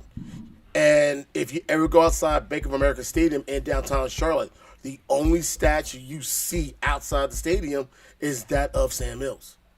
And he's a Jersey guy too, so you got Jersey, and it's fall. It's like 5'9". I mean, yeah. 5'9", played at Montclair State Division III program, and he was one of the final links to the old USFL. Gotcha. Yep, for sure. So I think and because what Mills accomplished, and that's why he's always going to be forever recognized for what he did in Carolina. I think Kuechly might get in. He might get in just because of that. Mm-hmm. So shout out to Trey, being part of the conversation. Welcome aboard, sir. What's good, Air Force? What's good? What's good, fellas? What's going on? Doing good, sir. Doing good. So let's get. Did Coach ever give us 5? I think he did. All right, so Coach, get your 5. I thought you said Breeze. I thought you said Kuechly. Go ahead, finish your 5. I said Terrell Suggs would be a different one. Jason Witten, Kuechly, Breeze, and Fitzgerald. Gotcha. Anton, your top 5? My top 5: Drew Brees, Larry Fitzgerald, Torrey Holt, because I think he's a bit underrated when you look at that receiving core that the Rams had all that time in St. Louis. Greatest show on turf. Greatest show on turf. It's probably going to be, they might put Vinatieri in because of what he's accomplished as a kicker. He might. And wow. I'm debating whether you put in either Willie Anderson or Marshall Yanda because O-linemen are very important and they don't get the record. A lot of them don't get that recognition they truly deserve. So either Anderson or Yanda. You got to put a lineman in there. And nothing against Jason Witten. Nothing against him because he was also 11 times. How many 11-time anythings do you have in any sport? Exactly. So exactly. That's crazy. And then when you look at a lot of the other tight ends that done a lot and accomplished that are in, Tony Gonzalez, who else? Kellen Winslow. It's hard. Yeah. So I didn't know Torrey Holt was entering his 12th year of eligibility. See, that's my thing. And my thing is also, if I got to keep thinking about you after a while, I don't know, man. Like I said, Hall of Fame, I should say yes. Like, as soon as you mention the name, that's a Hall of Famer. If I got to think about you 12 times, I don't know. Now Trey's Now Trey's coming in to the earlier point.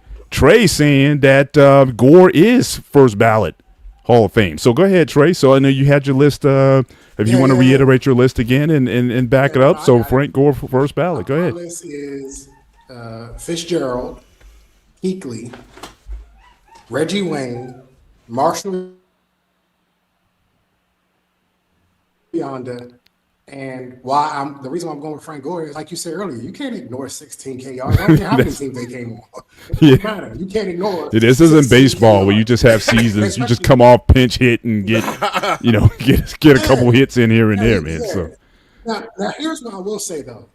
A lot of these guys are either first ballot or this is their second year of eligibility. Mm-hmm. I think some of that might hinder them, considering that there will be some time for some of them So guys like Drew Brees, I think this is his first year. I think this is his Gore, first. this is his first year, right? Like, are you looking at some of these lists? You're seeing that they retired in 2020, 5 years, 2025. We're going into 2026. A lot of them are looking at the first year.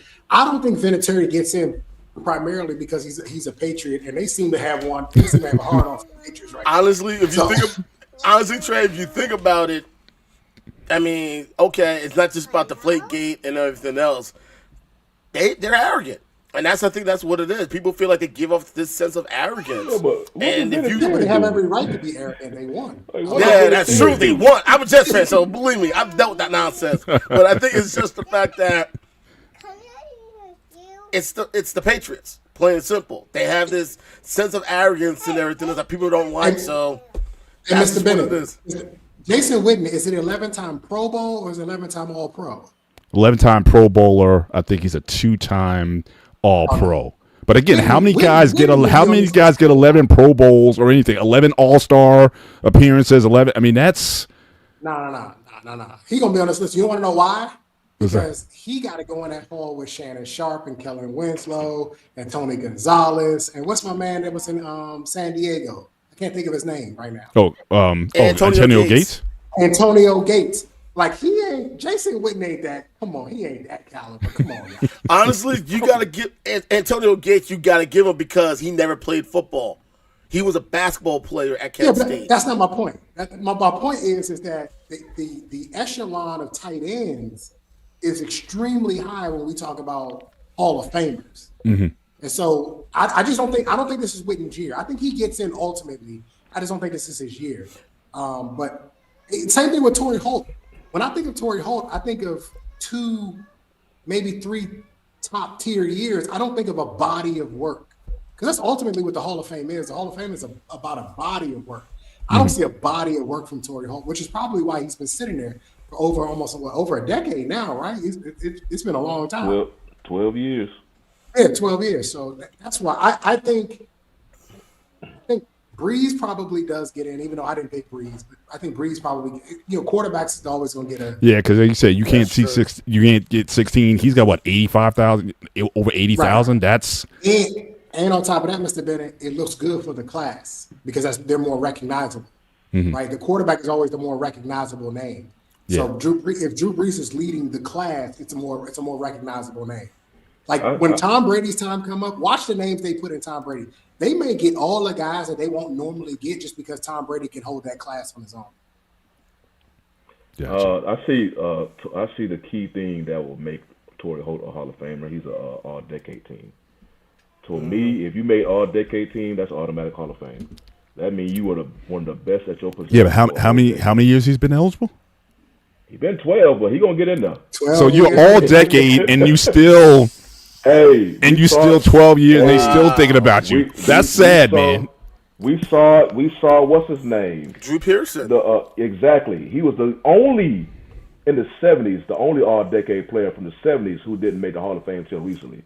Mm-hmm. So again, we seen the NFL do this before. So yeah.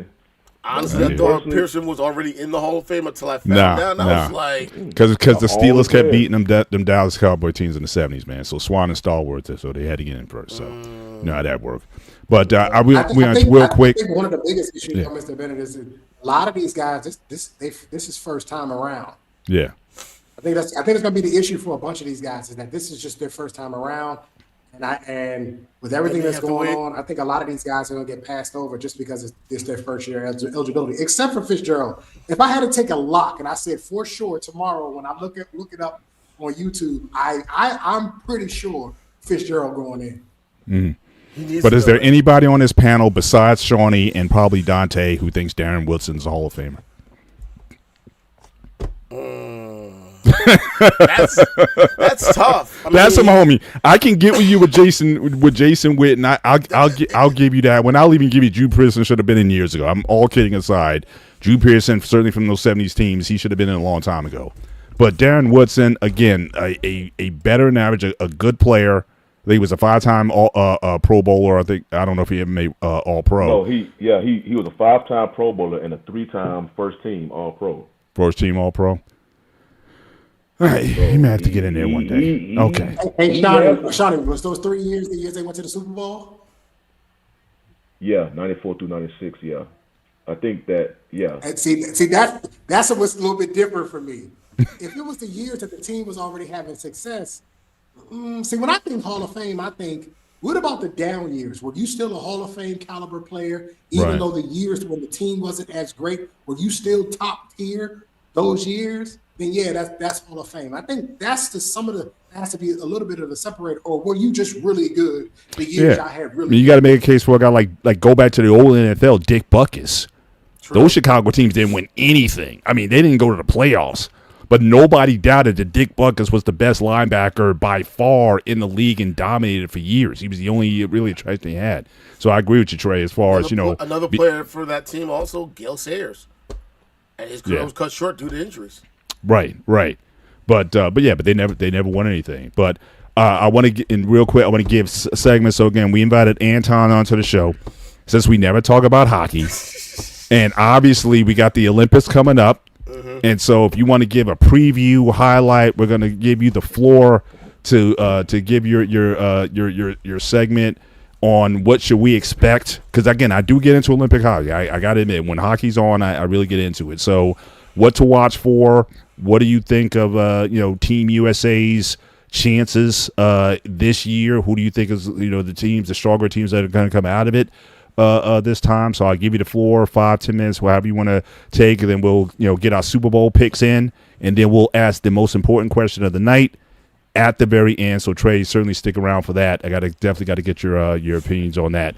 So again, Anton, the floor is yours to talk about hockey, the Olympic hockey, and just preview the Olympics 2026. All right, guys. Basically, this Friday, the Olympics going to be starting up. Also, the NHL is going on the Olympic break, so a lot of players are either going to be home resting and relaxing, or they're going to be over in Italy representing their respective countries. It's going to be 12 teams. Carter. Sorry about that, guys. Hold on. Okay, we'll get back to the action so far. So we'll go. Actually, I'm going to ask this question. All right, so maybe you good? Sorry You good, about that. Anton? Yeah. Okay, go ahead. Sorry about that. Finish your fellas. point. No problem. Hey, we've been All there. right. Go ahead. All right, you got 3 groups with 4 teams each. Right now, one of the teams that's definitely being looked at as one of the strong teams to take it is the United States. If you look at their roster, they practically have the same team from last year's Four Nations face-off. Even though they came up short against Canada in the championship game, this is by far one of the most talented teams they got. When you look at their lineup and everything, they only replaced 2 players. 2 players that are not on this team are Chris Kreider of the Anaheim Ducks and Adam Fox of the New York Rangers. Fox really wasn't putting up any numbers whatsoever, so that's why he got replaced. Plus, also, he blew assignment, which led to Connor McDavid scoring the game winner in overtime. So I think that's why he's in the proverbial doghouse, per se. Kreider was getting things done in some aspect, but he only played in a few number of games, and he really wasn't being as consistent, and he wasn't doing much as well when it came to playing in overtime. So they replaced those guys with Clayton Keller, Tage Thompson, Quinn Hughes, and unfortunately Seth Jones got hurt in the Winter Classic, so he got replaced by Jackson Lacombe. Keller and Thompson weren't the final cuts from Four Nations, but they put up some real good numbers during the regular season that year, and they both played in World Championships. Thompson basically scored the game winner for the United States in the World Championships. It was their first win in 92 years. It was a overtime game winner against Denmark, and from what I remember, one of the commentators said he basically played himself onto the slot for the Olympic team. He's putting up some good numbers right now as well with the Buffalo Sabres. Casey Keller, also a dynamic player, was putting up very good numbers last year. He's putting up some good numbers this season as well. Both those guys will definitely help the United States in the power play. Hughes was hurt last year, got injured, so he got replaced on the roster. This time he's healthy. He had a little bit of a situation earlier in the year. He cut his thumb on broken glass at a team event in Chicago. But right now he's good to go, and he's finally healthy. And Seth Jones unfortunately got hurt in the Winter Classic. He I think from what they say, he got a broken collarbone. He got replaced by Jackson Lacombe of the Anaheim Ducks. And the one thing that Lacombe does that he's able to replace with Jones, they're both two-way players. Even though they're defensemen, they're both real good two-way players. They know how to set the pace, and they know how to take advantage of the ice as well. So by far, from all the teams that they have set up front, the U.S. has a very decent setup. They got basically the top 2, top 3. But when you look at the defensemen and their goaltending, by far they're the ones top of the list. The Blue Liners, they know how to play the angles. They know how to shut down. They know how to set the pace as well. They got 3 of the best goaltenders they're playing in right now. Starters most likely will be Connor Hellebuck of the Winnipeg Jets. He won the Vezina Trophy as best goaltender, and he also won the Hart Trophy as most valuable player. He's durable. He's really hurt. He knows how to. He doesn't get flustered by any bad goals whatsoever. Most likely, he's going to be your starter. Next is Jeremy Swayman of the Boston Bruins. He was the backup on the team last year. He also played in the World Championships that later that spring as well, and he was the starting goaltender. And he basically put up a shutout when they won against Denmark. And then, of course, and I want Dante to know this, his boy Jake Oettinger of the Dallas Stars is also on the list. He's talented. He's a little bit young, but he does have a good amount of experience playing internationally. So while most teams are only having 1 or 2 money goaltenders, the U.S. is the only one that got 3. So you can put any of those 3 players in, and they're going to come and get it done. So it's going to be real interesting to see who they have set up, who's going to be their starter, who's going to be the backup, and who's going to be the line setups as well. And I think one of the things that's going to help the United States, these guys are playing with a heavy heart. And if no one really paid attention, a lot of players, and if you watched the Four Nations last year, they all said it. And they also said it again for this year. They feel like one player is missing that should have been on this roster, and that's Johnny Gaudreau. And for those who don't know, sadly, Johnny and his brother Matty lost their lives to a drunk driver as a result of a drunk driver visiting their family here in Jersey, and it happened on the day before their sister's wedding. So a lot of hockey players came together. Carter, you gotta step out. No, Carter, I gotta have some weather. what about the weather? Carter, you gotta go. No, Yes, Carter, you gotta go. I am playing Carter, with this. you gotta go. No. Yes. I think we got the highlight. But I did want to ask you. I did want to ask him a question. Trey, you don't even want none of it. All right. Hold on, I'm listening. Carter, you gotta go. Okay, so Anton, so real quick. First of all, thank you for the preview. It seems like we have a very deep team and arguably the best goalie staff certainly going into it. But a question I want to ask you, since you're a diehard hockey fan and a football fan, hockey versus NFL, injuries, concussions, what do you think is worse? Ooh. First of all, injuries. So again, you tell about broken collarbones, all kind of stuff, and concussions. Because you can hit in the NFL, you ain't hitting at 30 miles an hour. So, what do you think is most dangerous as far as sports? It's been hockey.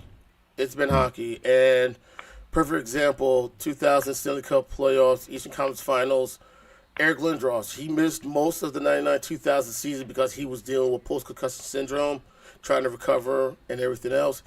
He came back to play in Game 6 in that matchup against the Devils, helped tie the series up at 3. Game 7 was in Philadelphia, and you can pull up the highlight. He's coming down the ice. Scott Stevens comes in, knocks him out with a clean hit. He was never the same after that. And also, Lindros, to his credit, he was one of the forerunners on the importance of concussions. You know, people teased him because he wore a mouth guard and a lot of those other things, but he was the one that helped basically just say, we have to start taking this serious, and that's been one of the biggest problems with the NHL. Right. Now, has CTE been addressed to the same level as it was in the NFL when all that came out? And did it transfer to the NHL with the same veracity? Honestly, they haven't really taken it as serious as they could have. They never really took CTE as serious as they could have, and they should have. One thing I will give the NHL credit for is they did change the rules when it comes to some of the hits and everything else. That's what basically played a role, because the hit that Scott Stevens put on Eric Lindros back in 2000, even though it was definitely a clean hit, it wouldn't be seen as a clean hit now. Yeah. So I think one of the things that's definitely happened is a lot of players are starting to be a little bit more aware, and that was always the biggest problem. A lot of guys play with their heads down.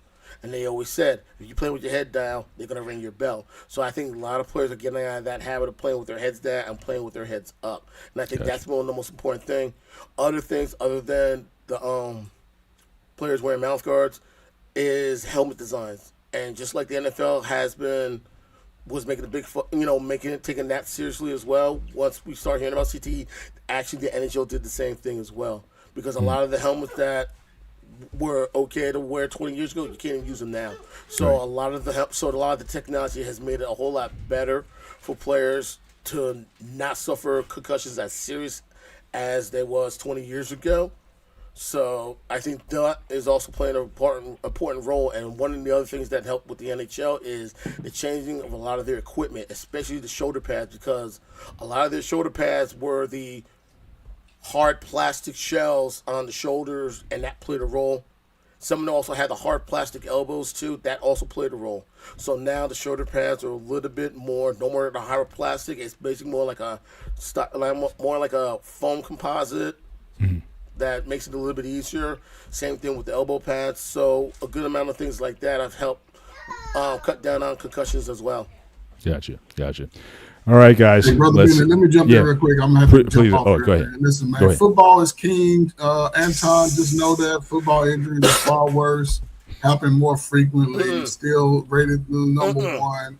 And again, man, football is king, man. Hockey. All right. Nah. All right.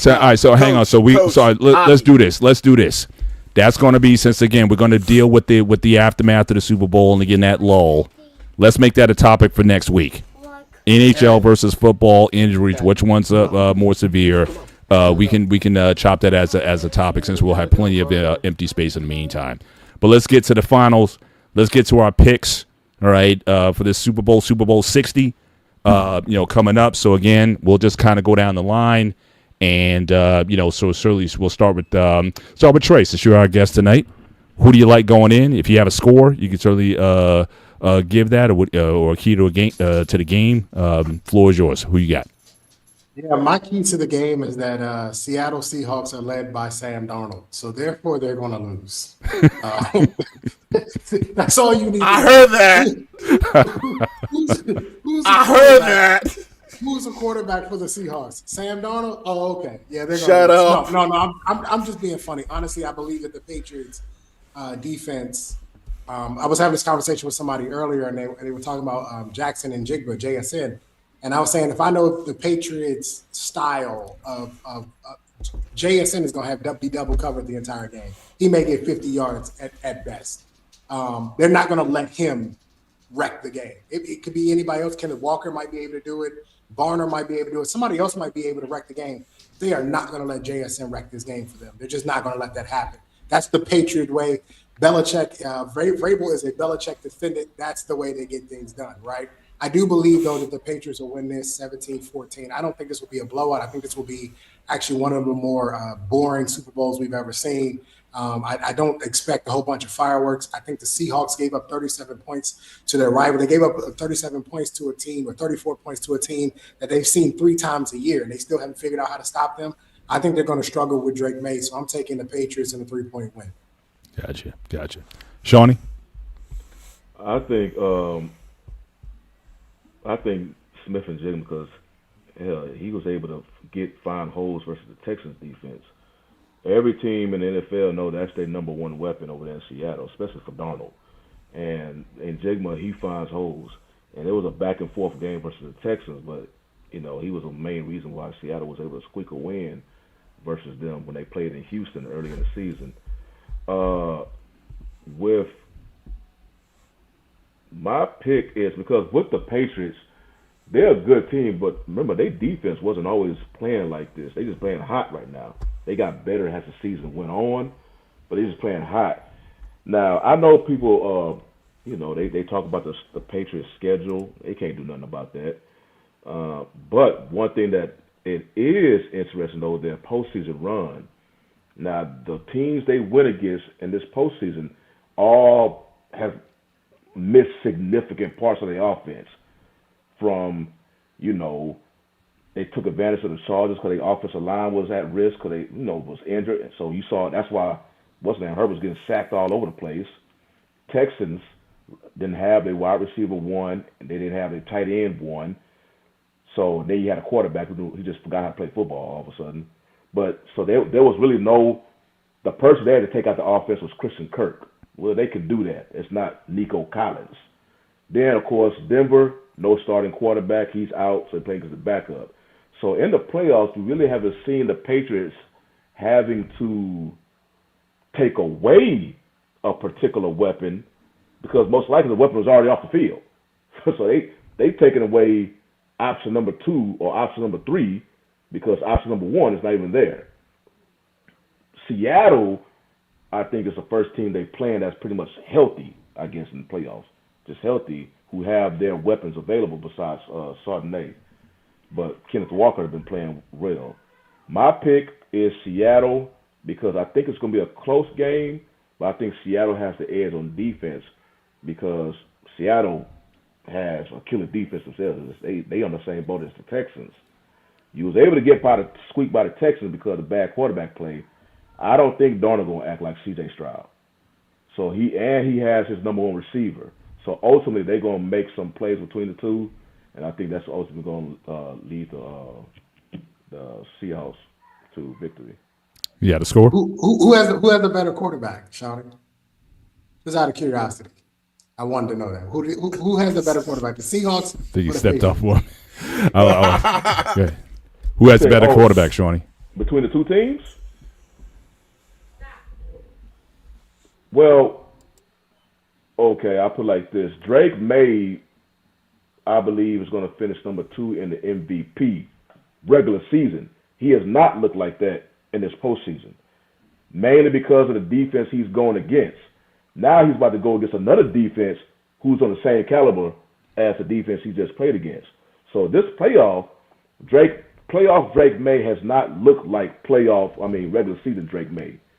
Seattle's Sam Darnold has been consistent throughout this entire season. So if you're telling me right now, it's Sam Darnold. Drake May is getting by because his team, like I say, they are his defense.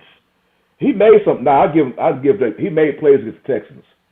He made a hell of a play against Booty, and then he made some plays when he had to, but he also had some fumbles. And then with the Broncos, I think we was talking about that last week. That was like, the second half almost didn't even exist. That weather plays such a part of that game. It's just like, okay, who could score a field goal? And they barely could score a field goal. But he did make some plays with his legs to some huge plays. But he has not been the same Drake May from the regular season, who I believe will ultimately be second in the MVP voting. I'm still waiting on that Drake May to show up. But Sam Darnold, he's been consistent all season. And we just saw this dude go blow for blow against who many believe will win the MVP in Stafford. And people kept saying, the Rams is his weakness. It wasn't that weak. It wasn't an NFC playoff game, that championship game, because he was going blow for blow against Stafford. Anton?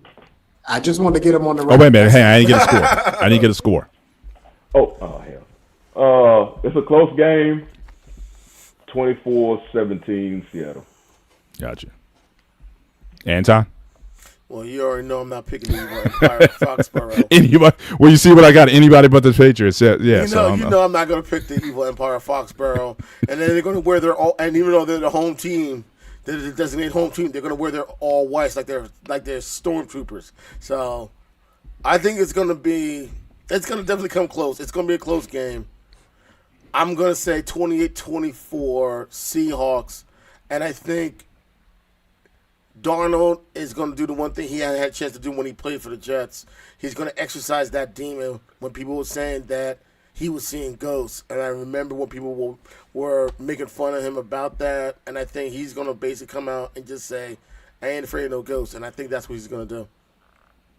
Gotcha. Yeah, I'll go with the Seahawks as well. But again, I think like a 21-17 type of game. I just think that Darnold is on a storybook ending. I mean, he had the rebound year last year, 14 games with Minnesota. You're seeing what he's doing now, certainly with Seattle. And I just think this story is one that has this ending. Drake May's still a young guy, and I think he's going to be around for a while. So again, I'll do like a 21-17 Seahawks, and so I'll go with that. But certainly look forward to a very entertaining game. Coach put his out. I know he had to step out a little bit early. Seahawks by 10 or more points. He just thinks they're superior.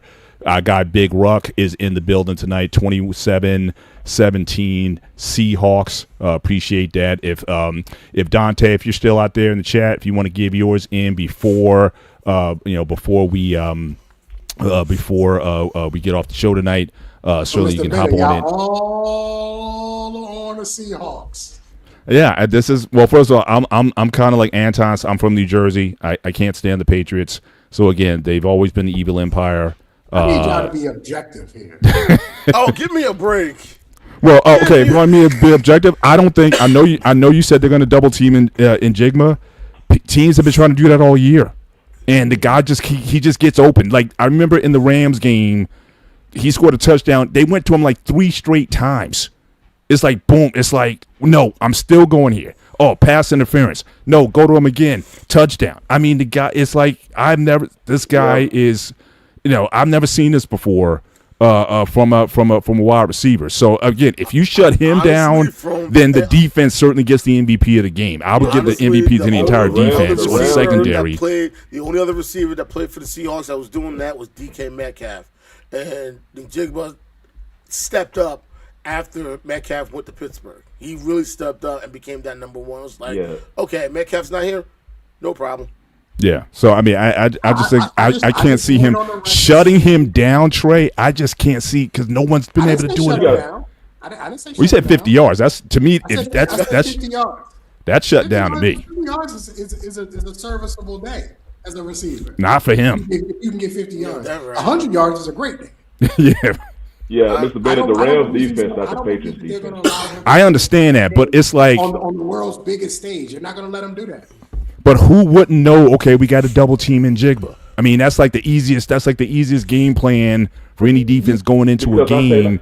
A lot of these defensive coordinators have egos, though. Right? It may be a double team, but it's a soft double team. It's a man underneath with a safety over the top. It's not really a legitimate double team. I am telling you.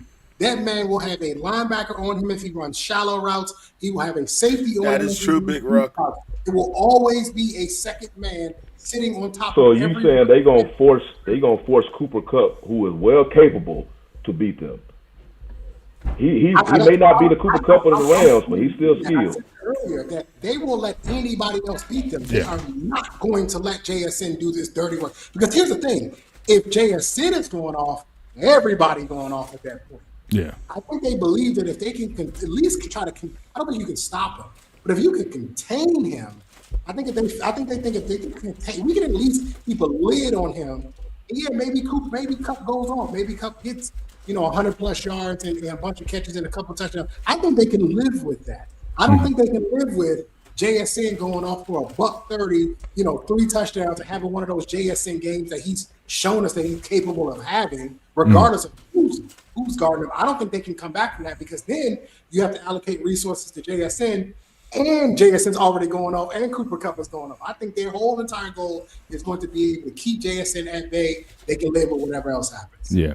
The only other thing I'm saying, can New England get a consistent pass rush that will fluster Darnold? I haven't seen that. I mean, I certainly seen they've been pretty stout, certainly against the run.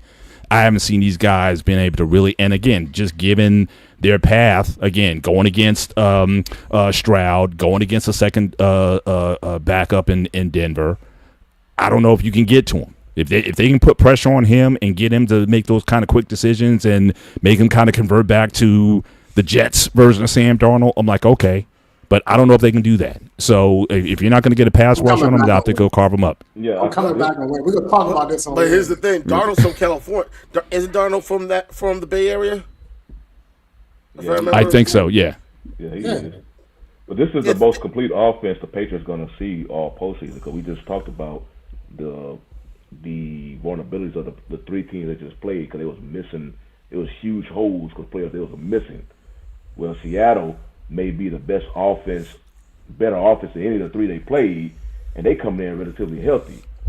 So we gonna see Patriots. Okay, we know your defense is playing its best football of any part of the season, but now you're gonna play against a legit offense that's pretty much, I say, about 85 to 90%. So let's see, let's see how you go. Cause I don't know the way Drake May play. I don't know if they can keep up if it's a shootout. Because Drake May hasn't shown that yet. Because Seattle has a defense, they gonna come after Drake May, and he's gonna have to show. He's gonna have to make plays against this bunch of defense. But with Seattle, it's not like they got. You said against what kind of defense? Seattle's defense is up there with Houston. How many points he just give up in the NFC Championship game? That's a division rival, though. They did the same thing. Which means they should know because they played that team 3 times already, right? They played that. They game versus, but this the game that they played the third time, they a complete understanding in what the Rams would. Okay, then what they do with the 49ers when they played them for the third time? They destroyed them. They gave up 30 plus points. 49ers? How is a defense tough if on the third time around you playing a team, you still gave up 30 points? I'm just saying the Seahawks defense has been consistently top 2 or 3 all season. Yeah, but your logic is that Darnold is hot. Darnold is the most consistent. Seahawks lack consistency in the playoffs. They're giving up points. So how does the biggest points they gave up was against the Rams? But they gave up 30 points in the NFC Championship. But that was the same thing what happened to them the last game. So I kind of just watched the Rams game because that was a shootout. Because the Rams played them, scored all these points. The last time they played against the Rams, it was the same thing. Everybody else who was not the Rams got their number.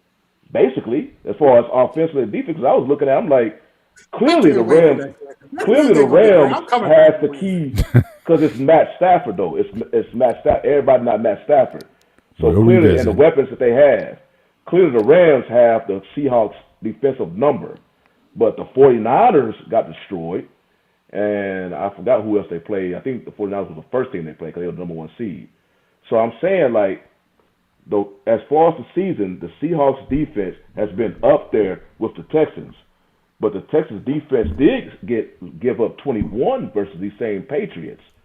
So they be great defense, but they still, they can give up points. But for Seattle, the only time I really seen them give up points like in a shootout was versus the Rams. Last time I checked, Patriots offense is nowhere near the Rams. Patriots offense is closer right now to the 49ers because right now they're not blowing nothing up. So, hey, I think Seattle defense. Okay, well, I guess this is why they suit them up, Mr. Ben. We're going to find out on Sunday. There you go. If you think about it also, the game's going to be in Santa Clara. The Niners play there. The Seahawks are going to treat this as a divisional game. They're going to treat this as a divisional road game. Yeah, but it don't really matter. It don't matter. It's going to be different. That's not. I got you. Yeah, the players don't care where it's at. Now they'll play on concrete. All right, so we got the last question tonight. First of all, thank you everybody who's been a part of the show tonight. Thank you for Trey and Anton's hopping on. Thank you to the chat. Appreciate you guys participating. Make sure you hit the like button certainly as you leave the show, and consider again subscribing to the Black Man Unfiltered Network. Before we go out, we got to ask the most important question of Super Bowl Sunday. All right, one's got to go. One's got to go. All right, so simple for me. All right, go ahead. That's simple for me. It's dip. Get it out here. Get out here. Get out there. See, I would say that, but man, I've had this. I went to this friend of ours we know. She makes this crab dip that's like, Ambrose heaven. It's just like, if we have any gathering, we'll invite her just for the dip. It's that good. So I think it just depends on the quality. I'm not talking about getting some salsa sauce or whatever. I'm talking about she coming over with the crock pot, and that stuff is just unbelievable. So again, I can get with you on the dip. I think I'm choosing nachos. I think the nachos can go there. But yes, definitely give me my pizza, my meat lovers, and definitely give me some wings. Absolutely. But dip, I'm saying I'm putting a caveat. I'm putting a caveat on it. If you give me the right dip, I'm all in. You put that time in, you can have it. I'm just imagining if Black Family had all 4 of these items at their Super Bowl party, and we could do something like this.